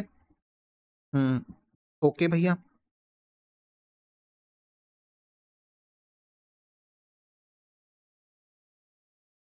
Jaipur branch account, Jaipur branch account debtor method का क्वेश्चन आया इनवॉइस प्राइस के ऊपर। अगेन डायरेक्ट क्वेश्चन, सारी बातें दी हुई है, बस कैश रिसीव फ्रॉम डेटर्स दिया है यहाँ पर, कैश सेल्स दिया हुआ है, रेमिटेंस निकालना पड़ सकता है। ठीक है, ओके, ये क्वेश्चन हमने कर लिया। ठीक है, मैं आपको ट्रेंड दिखा रहा हूँ ना, ट्रेंड। ये क्वेश्चन हमने कर लिया, ये क्वेश्चन हमने कर लिया। दिसंबर 24 में जो क्वेश्चन आया था वो भी हमने कर लिया। तो बच्चों सारे क्वेश्चन हमने कर लिए। हमको मोटा मोटा देख के समझ में आ गया ना 7 मार्क्स में किस टाइप का क्वेश्चन आ सकता है? बोलो, एक अप्रोक्सीमेट, एक ग्रॉस आइडिया लग गया ना कि हाँ भाई चलो ओके, इस टाइप का क्वेश्चन एग्जाम में आता है। अभी कौन सा क्वेश्चन नहीं आया है? फॉरेन ब्रांच आपको नहीं दिखा होगा, क्यों नहीं दिखा? ओल्ड सिलेबस में फॉरेन ब्रांच नहीं था, क्या ये बात पता है आपको? सारे बच्चे बताओ, ओल्ड सिलेबस के अंदर there is no such topic exist like foreign branch. New syllabus में है, न्यू सिलेबस का भी 4 अटेम्प्ट हुआ है बच्चों, 5वां अटेम्प्ट होने जा रहा है न्यू सिलेबस का। हाईली एंटिसिपेटेड है कि फॉरेन ब्रांच का क्वेश्चन आ सकता है एग्जाम में 7 मार्क्स। तुम्हारे अटेम्प्ट में नहीं आएगा तो उसके अगले अटेम्प्ट में आएगा, पर आ जरूर सकता है। मॉड्यूल के अंदर जो एक क्वेश्चन है फॉरेन ब्रांच का, वो भी आप जरूर से कर लेना। मैं बार बार बोल रहा हूँ क्योंकि आएगा तो सबसे पहले तो वही आएगा। मुझे लगता है, मेरा पर्सनल मतलब थॉट है ये, कि आएगा तो सबसे पहले वही आएगा फॉरेन ब्रांच में।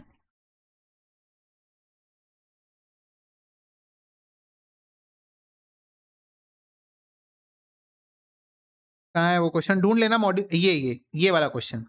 ये question very very very very important, very very important है बच्चों। आएगा तो यही आएगा मेरे को लगता है। तो ये वाला क्वेश्चन एक बार कर लेना, बस कन्वर्ट करना है। ठीक है, कन्वर्ट करो ट्रायल बाय रुपीज, प्रिपेयर करो branch trading profit and loss account, depreciation return of करना है 10% ऑन प्रॉफिट। तो ये वाला क्वेश्चन कर लेना एक। ये क्वेश्चन मैं यूट्यूब में भी 2 बार करवा चुका हूँ, एक बार एमटीपी के नाम पर और एक बार और करवाया था। ठीक है, तो ये कर लेना। फिर उसके बाद इंटर ब्रांच ट्रांजेक्शन नहीं है अभी तक। Debit credit, debit credit, debit the receiver, credit the giver, नहीं है अभी तक, तो वो आ सकता है बच्चों। बाकी डेटर्स मेथड आ चुका है, स्टॉक एंड डेटर्स आ चुका है, फाइनल अकाउंट्स मेथड आ चुका है। इंडिपेंडेंट ब्रांच के ऊपर जर्नल एंट्री आ सकती है। इंडिपेंडेंट ब्रांच की कुछ 4 5 6 ट्रांजेक्शन दे देगा, बोलेगा जर्नल एंट्री पास करो। ओके, ठीक है।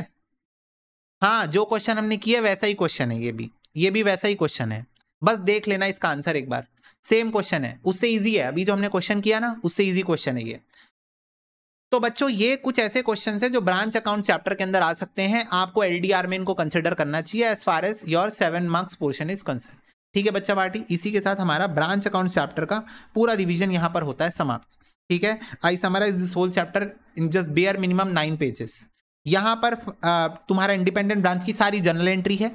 I am expecting journal entry you already know, that's why directly jumped on the accounts वाला पार्ट। ठीक है, क्योंकि आपको पता है इंडिपेंडेंट ब्रांच अपनी बुक्स में सारी एंट्री पास करता है, be it purchase, sale, inter branch transactions, inter head office and branch transactions, every entry independent branch का फंडा ही यही है कि वो सारी एंट्री पास करता है। बस मैं आपसे इतनी रिक्वेस्ट करूंगा कि प्लीज अगर डिपेंडेंट ब्रांच का क्वेश्चन एग्जाम में आता है तो भूल मत जाना कि ब्रांच अकाउंट्स में डिपेंडेंट ब्रांच अपनी बुक्स ऑफ अकाउंट्स मेंटेन नहीं करता है, तो आपको सिर्फ उन एंट्रीज में फोकस करना है जो हेड ऑफिस और ब्रांच के बीच में हो रहे हैं transactions. Stock and debtors method में स्टॉक अकाउंट आईपी में बनाना है, उसका लोड एक अलग अकाउंट बना के उस पर हटाना है, इस टाइप का उससे जीपी आ जाएगा।